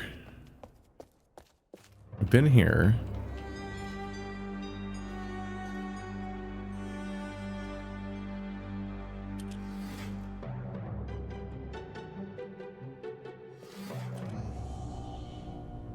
Catherine, my love, I have to leave quickly. Something terrible has happened. It's hard for me to believe. Subtitles don't work here either, do they? Maybe the subtitles only work for the new graphics. Maybe they didn't make subtitles for the FMVs. Okay, how did one solve this puzzle? For that matter, where is the puzzle?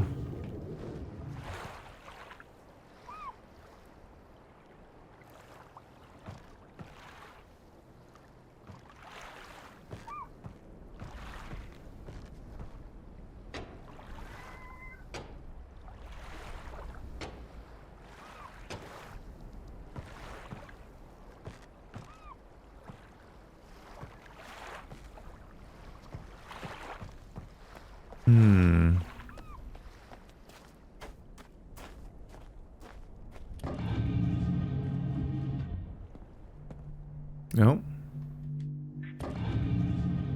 Oh.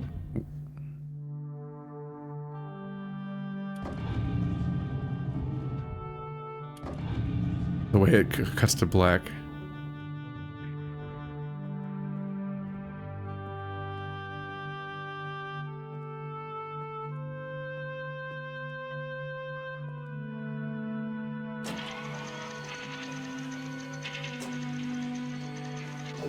Oh, that made me think that I was flying towards it.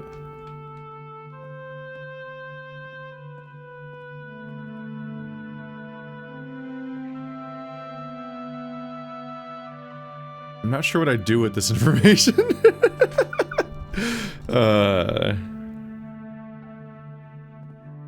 I painstakingly typed in some codes.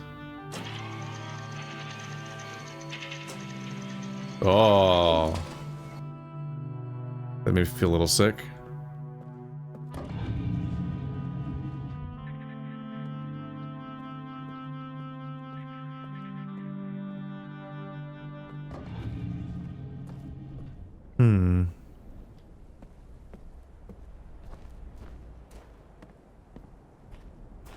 And there's something with these guys. I might have to go to the ship for now because I just do not remember how to do... Or the rocket, because I don't remember how to do the ship.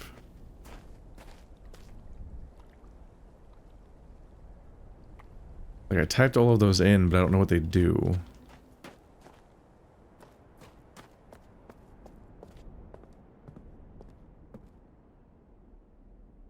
Like, do they match these?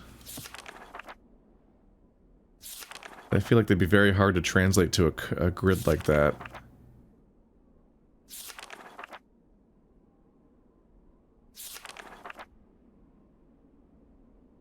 Let's see here.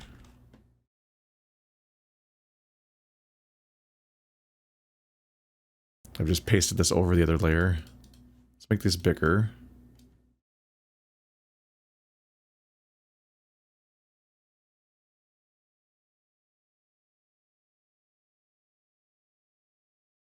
Hmm.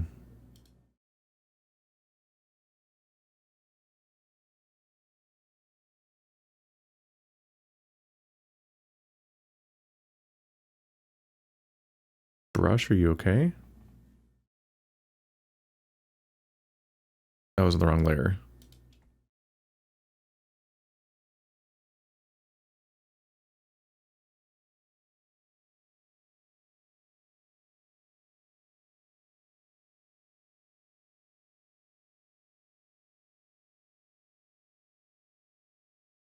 Okay, so that's the bug, right?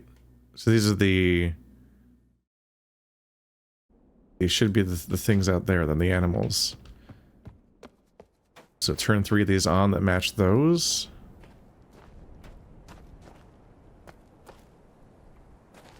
That's the bug. There's the bug.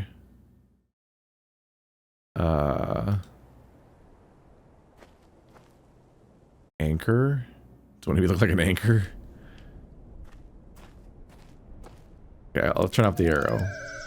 None of them look like an arrow. Maybe the leaf? That could be the leaf. On the left. A cross? Let's see. What's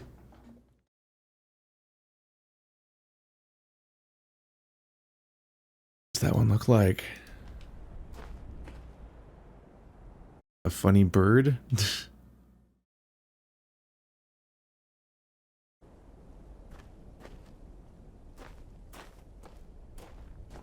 Don't think it's the eye.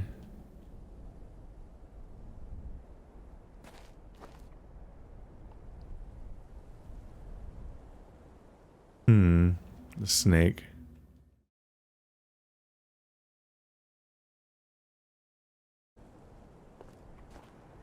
It's definitely the bug, right? I don't think it's the anchor.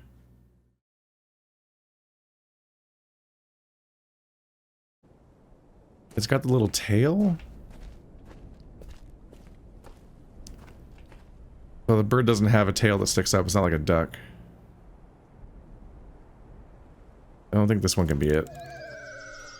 That one's too symmetrical. That one's definitely the other one. Anchor. There's nothing in the top left for it to be the anchor. So snake and eyeball. Eyeball doesn't make sense either. Oh.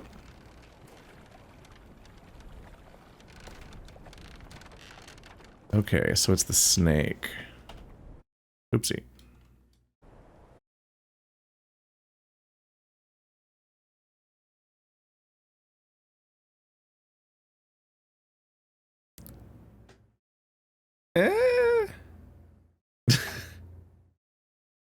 Maybe?